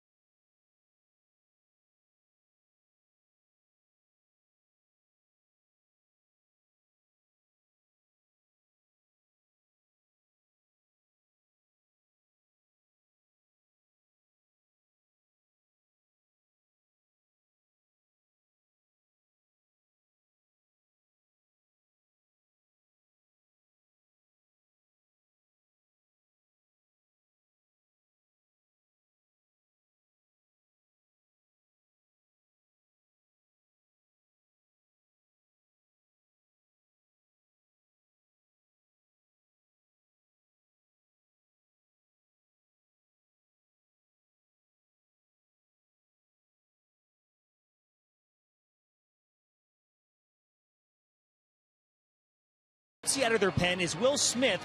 He was ejected back on May 21st for having a foreign substance on his right forearm. Game was against the Braves. Freddie Gonzalez talked about it, noticed something. The men in black talked about it, and there's this shiny substance. He was originally suspended for 8 games, but wanted an appeal that would reduce it to 6, saying that the substance was a mixture of rosin and sunscreen, which he used while in the bullpen to enhance his grip on the ball, and forgot to wipe it off. Smith will be eligible to pitch after the 6-game suspension on Friday. Yeah. Steve? Well, forgetfulness is a terrible thing. Yeah. You know, and also not having the wherewithal to hide it a little bit better. If you're going to try, come on. He was working on his suntan right there on his forearm. Yeah, he certainly was. He's using it to get a better grip. That's what you cheat with. That's what everybody cheats with, to get a better grip on the baseball. Of course you're using it for that. And you're just going to use it in the bullpen. You forgot to wipe it off. Brian Mattis of the Orioles, same infraction, suspended 8 games. These guys have lost all their imagination. Marte to center. Pirates are going to leave another base runner and leave it up to Charlie Morton.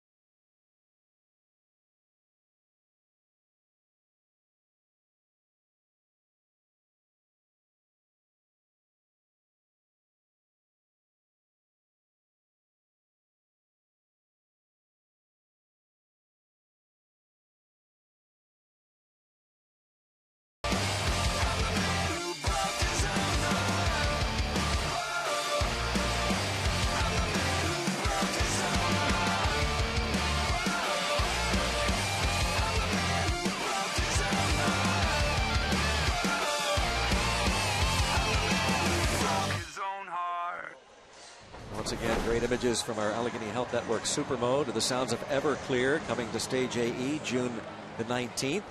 Our UPMC scoreboard 2-0 in favor of the Pirates going to the 8th inning. And here's Hector Gomez facing Charlie Morton. Gomez has struck out looking and flied to right. 10 ground ball outs, 6 fly ball outs, and 5 strikeouts for Morton. Whatever that math works out to all zeros. On the scoreboard, he has been terrific tonight.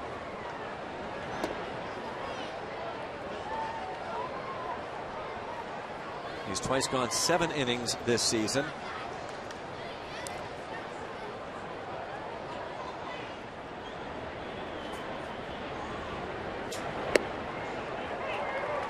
And a strike that fools Gomez makes it 1-2.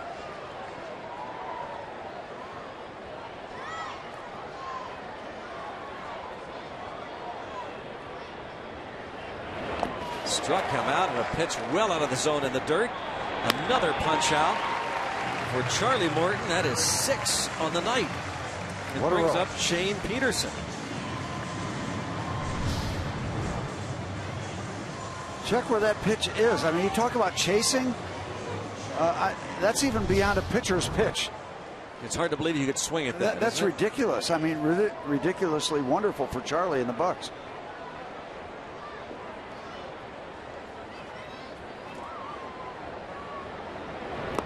Charlie Morton last worked as many as 8 innings back on May 6th last year against the San Francisco Giants.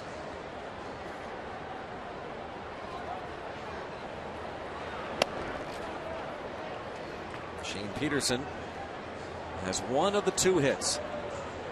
Both hits came in the 5th. He's also lined out to center field. And all of a sudden it's 3-0.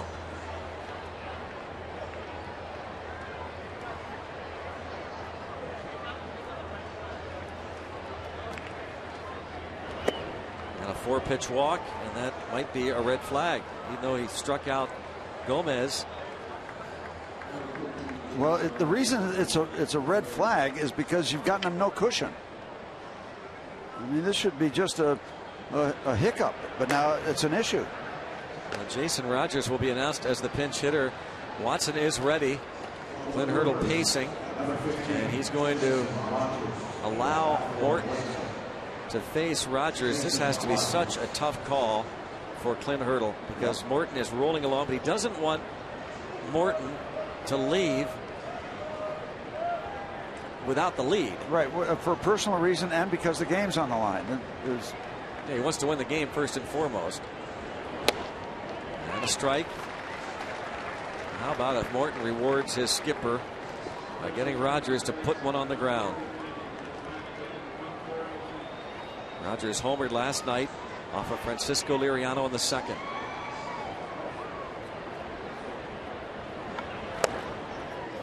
One ball, one strike on Rogers.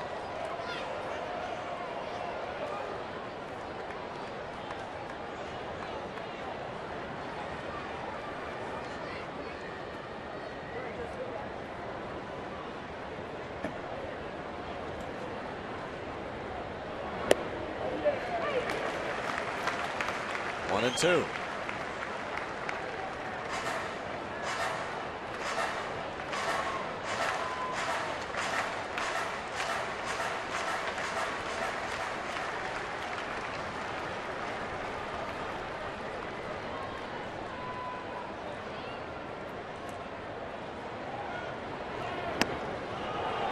Two and two.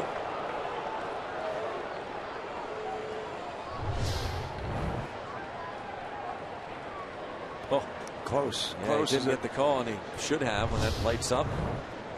That's a strike. 2 and 2.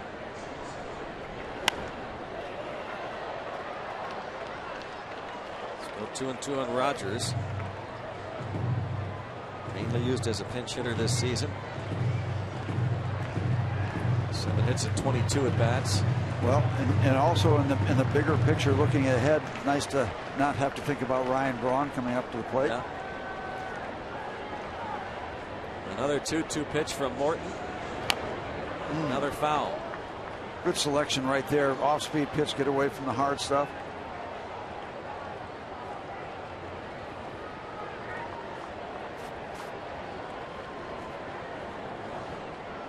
There's some serious work going to be done with that. That's Big Al on the barge. Yeah.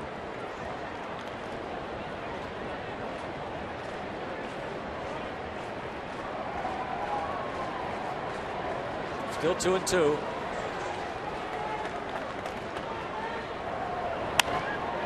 To left, and it's going to drop in. It's going to put runners at first and second. And that makes the decision. I shouldn't predict that, but looks like that's going to be the case.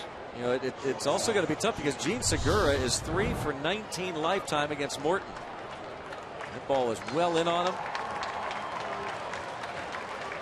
And the fans already are standing, and Clint Hurdle hasn't even gotten to the foul line. Already want to give Morton this ovation, and we'll let you watch and listen.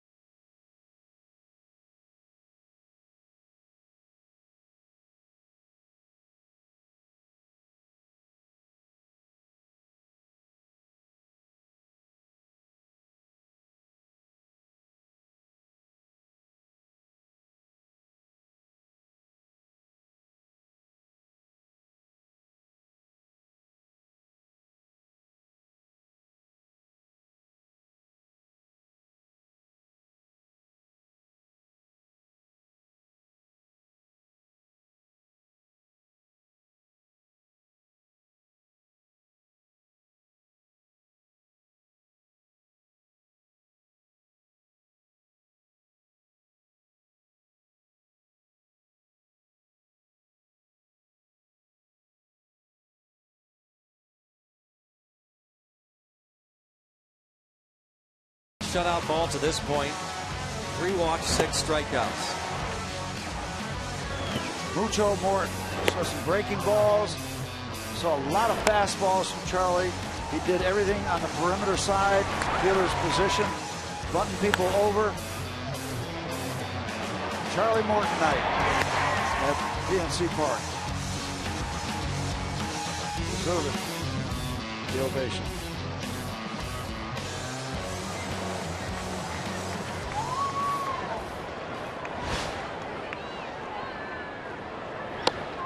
Tony Watson.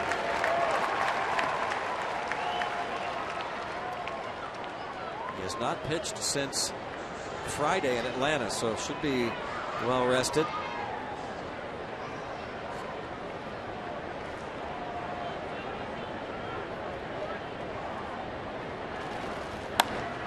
Bouncing ball. How about this? And how appropriate.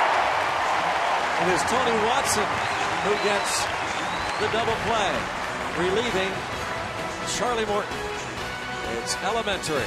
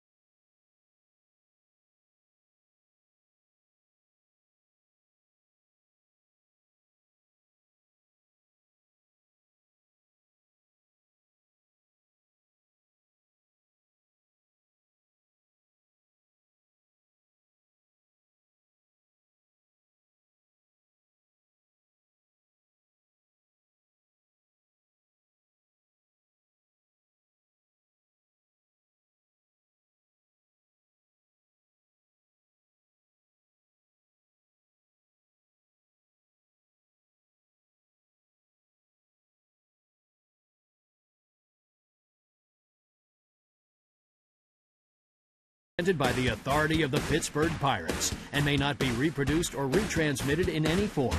And the accounts and descriptions of this game may not be disseminated without the express written consent of the Pittsburgh Pirates. Nissan Road ahead for the Bucks. Taking a look at the calendar. Off day tomorrow, and then the Phillies make their way into PNC Park for a three-game series, starting with a free shirt Friday. Don't forget that Saturday afternoon game, 4 o'clock, and Garrett Cole pitches, and then Fan Jam afterward with Big and Rich in concert. Sunday is a kids' Sunday for the Phillies, and then an interleague series, 2 with the Chicago White Sox. And Tony Watson quickly gets 2 outs and gets out of it, and Francisco Cervelli with his battery mate, Charlie Morton. Corey Knebel is on the mound now for Milwaukee. One-time closer at the University of Texas.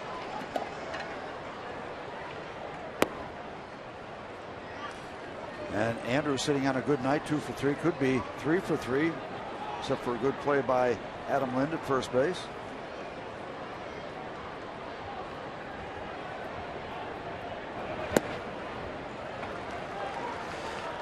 Hey, Greg, we haven't even talked about the green weenie. I know it. With the gunner. Game's flying. Yeah. Invented down in the Astrodome, Houston, Texas. A plastic rattler, a green weenie that was supposed to give the put the curse on the pitcher. Oh yeah, hocus pocus on the opposition. Started out as a real hot dog in the Astrodome, painted green from some paint from one of the groundskeepers in back of home plate when they used to have that window. Danny Whalen, the trainer of the Pirates, came up with that.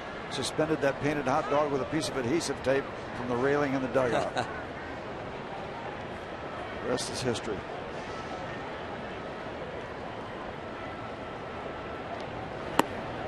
Leadoff walk to Andrew McCutchen. He's on base for the 3rd time. And Friday, the Pirates and Phillies meet at 7:05. First 20,000 fans get one of these T-shirts presented by Central Blood Bank.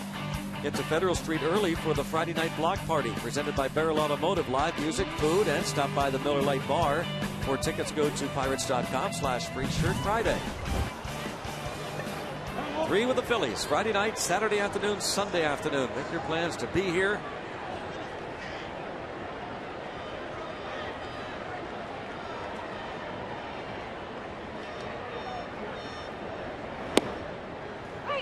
Strike is called. How about Kevin Correa is going to be pitching for the Phillies Friday night, making his season debut against his old Buccos. Yeah. Jeff Locke will pitch against him Friday night, and Saturday it's Garrett Cole. 9-2 on the year. An ERA of 1.73. That's Friday's pitching matchup. Kevin Correa in the minor leagues, 6 starts. Will oppose Jeff Locke. Cole has the most wins in the league and the lowest earned run average.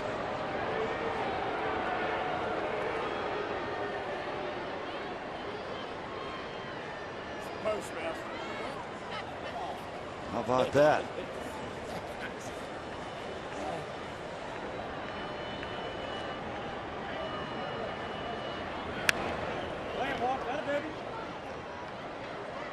Oh, 2 count on Walker. Oh, knuckleball grip.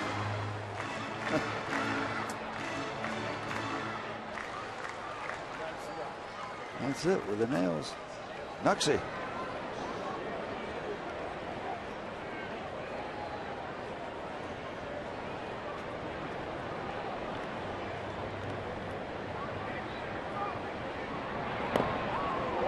Still 0-2 on Walker. 1-2 on Walker. Appeal denied. Pirates have had at least 1 base runner in all but 1 inning.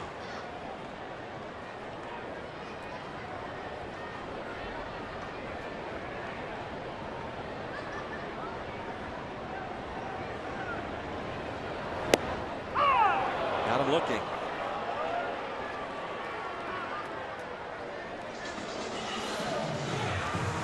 The green weenie made famous by Bob Prince. And yeah, there's the big one above the doorway in the club level. Be filled up with rice or pebbles or something.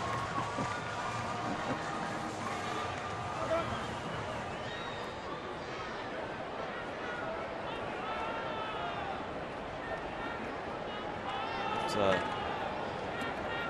about iconic Pittsburgh green weenie, the Heinz ketchup bottle. Sure, you can put ketchup on a hot dog. 0-1 on Jung Ho Gong. He has 2 hits and 3 at bats. 2 of the 10 Pirate hits.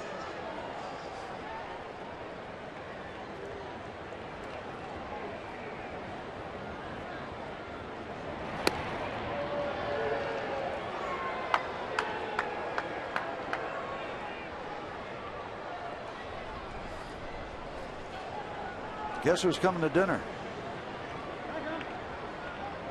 Mark getting ready.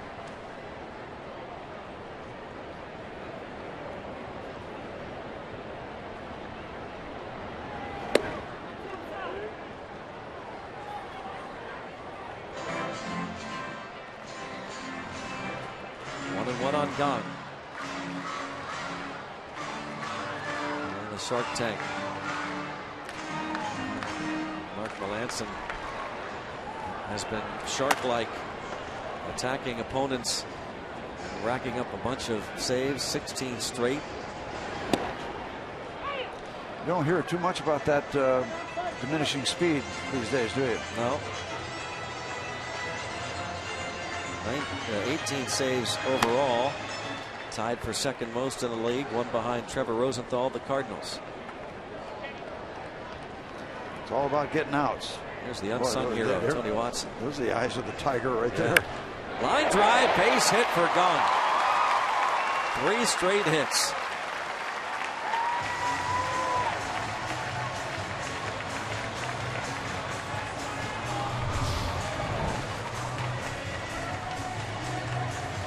Up and in.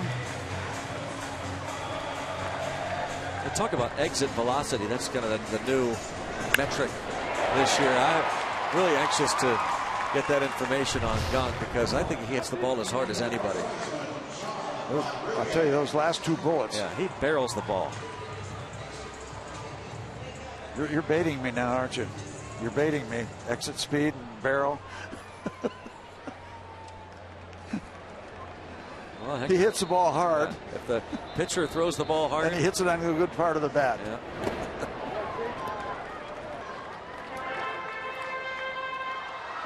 Sean Rodriguez. His first at bat.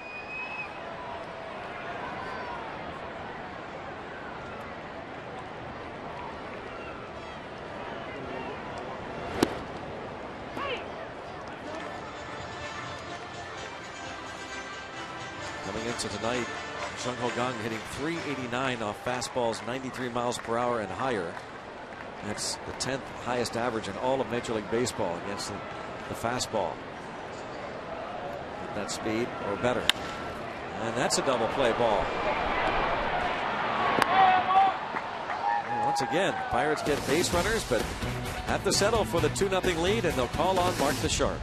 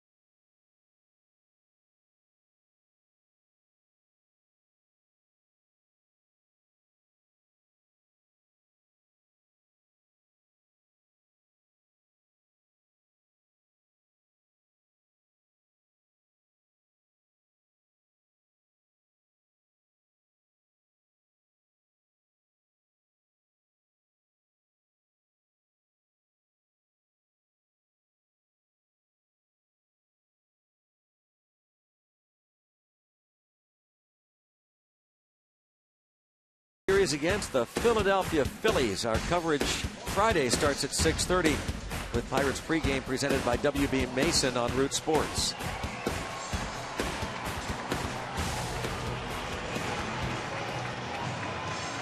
Mark Melancon, who, as we said, has converted a career-high 16 straight save opportunities. That cutter velocity week by week, look how it has picked up since April the 26th, as low as 88 on April the 19th, and now it's almost 91 miles per hour.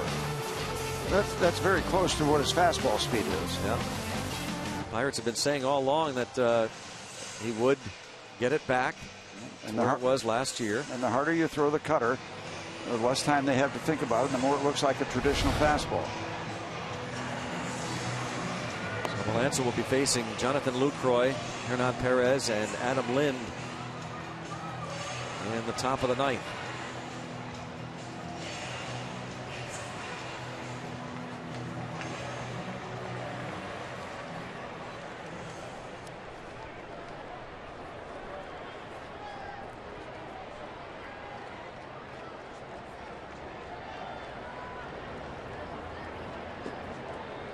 Lucroy has walked and grounded out twice.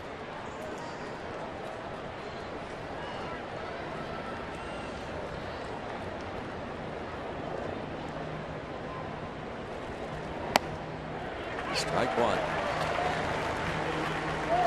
Charlie Morton is 3 outs away from starting out this season 4-0 in 4 starts. ERA 2.05 for Charlie Morton, who went 7 1/3 innings of 3-hit shutout ball.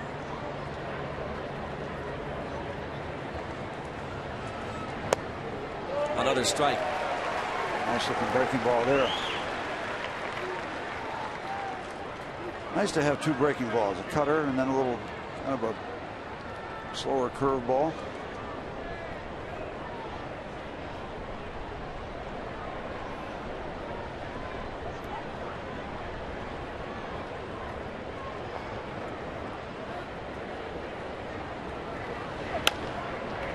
This is 1 out.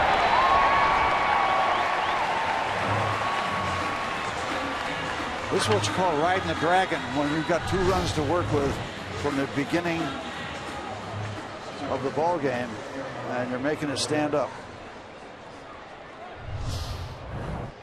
That's pitch by pitch, out by out, after single runs in the first and second.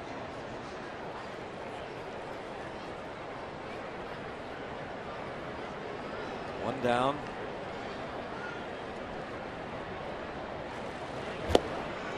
And a strike. Perez.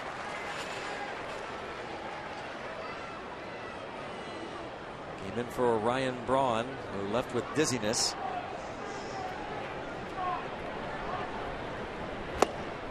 Shows bunt. Cardinals were winners 4-2 over the Colorado Rockies. Coors Field in Denver. Greg Counsell, a former Rocky, will take his club back to Milwaukee, and they'll begin a series against the Washington Nationals. The Nats, by the way, beat the Yankees in 11 innings at Yankee Stadium today. Here comes Gong. That's 2. Nicely done.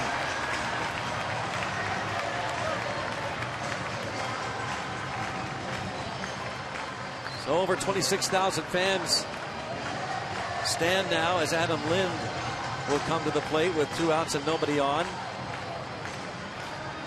Pirates pitching staff looking to record its 4th shutout of the season. Bucks blanked the Braves on Sunday 3-0. They have seen a good one tonight. They have really seen a good baseball game played by the Pittsburgh Pirates.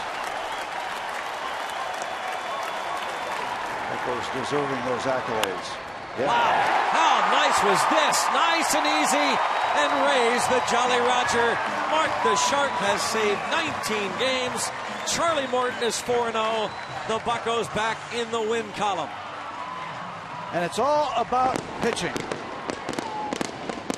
Not getting much offense, so what you do. If you're not hitting, you out-pitch them. That's exactly what Morton and the Pirates did tonight to these Milwaukee Brewers. Simple as that.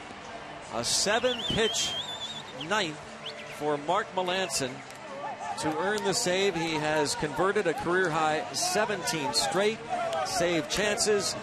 And Charlie Morton is 4-0, and Pedro Alvarez had that titanic home run, his 10th of the year, to give the Pirates a 2-0 lead in the second. Yeah, how Pirates about pitching staff did the rest? How about the finish? Watson threw 2 pitches, and then Melancon came in. That's as tidy a job as you can do to clean it all up and put a lid on it. More to come with Rob and Teague. Greg and Steve, thank you very much. And Teague, we talked about this last night. This felt like an important game. You had that good road trip, 7-3. You don't want to come right back and give most of that back by getting swept by the Brewers. You win this game, now you can move on with the rest of your home state. Yeah, I mean, obviously you're losing the series against the Brewers. You wanted to, you would like to win the series, but you're right. We talked about it during the pregame show about how important tonight's game was, just more mentally than anything else for the Pirates. Now, they didn't score a whole lot of runs, but nonetheless, they found a way to scratch and claw and get the thing done. Jordy Mercer, 3 hits tonight as he continues to swing a pretty hot bat. He is with Dan Potash. Danny? All right, gentlemen. Well, unfortunately, the Milwaukee Brewers were able to take the first 2 games of this series, but Jordy, considering how you guys came off that road trip where you won 7 of 10 games, how important was it to bounce back in and get one game out of this series as you continue this homestand? Well, I mean, that's who we are. We bounce back really well as a team. We're resilient when our back's against the wall. It seems like we come out ready to play, and this was a big game for us, a division game, and it was a good win for us. You saw your 7-game hitting streak come to an end yesterday, and you just decided to start another one tonight with 3 more hits. Obviously, the batting average has been moving north over the last few weeks. Are you feeling like you're in a groove, seeing the ball better? What's behind that?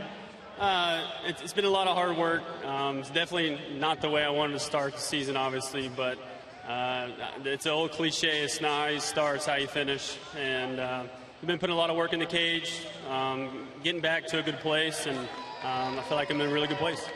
Well, you and the rest of the infield busy tonight because Ground Chuck was doing what Charlie Morton likes to do so well. 4-0 now. What does he bring to the staff if he's back in a groove, and how much better can you guys be as a whole? Well, first of all, when he works fast like that and he's getting early contact, early in the count, it keeps you on your toes and it keeps you moving, and it's fun playing behind him, especially when you're getting a lot of work. And to be able to have him step right in and pick up, where all the other starters they've been throwing really well and keeping us in games, and it's been a blessing for him to come back healthy and throwing well like he did last year. Jordy, well done. See you Friday against Philadelphia. Sounds good. Gentlemen, it's all yours. Dan and Jordy, thank you very much. Just like we promised earlier, it's Miller time, presented by Miller Lite and Teak. I don't think there's any doubt about it. It's Charlie Morton and his strong bounce-back performance tonight. Yeah, there was a little bit of question about Charlie after the last one, but all those questions were removed. Charlie Morton, from the beginning tonight, outstanding. 7 1/3 innings, just 3 hits, not a run crossing the plate, 3 walks, 6 strikeouts. Ground chuck, and a lot of that contact was just like that, not very hard. So Charlie Morton on top of his game, got the ground balls going, got the defense behind him, and basically put the team on his back because of the fact that he only had 2 runs to work with all night long. First time in his career, he has won 4 consecutive games in the confine of a season. He does it in his first 4 decisions of 2015. Pirates winning by the final score of 2-0. Coming up next on Pirates Postgame, presented by the Allegheny Health Network.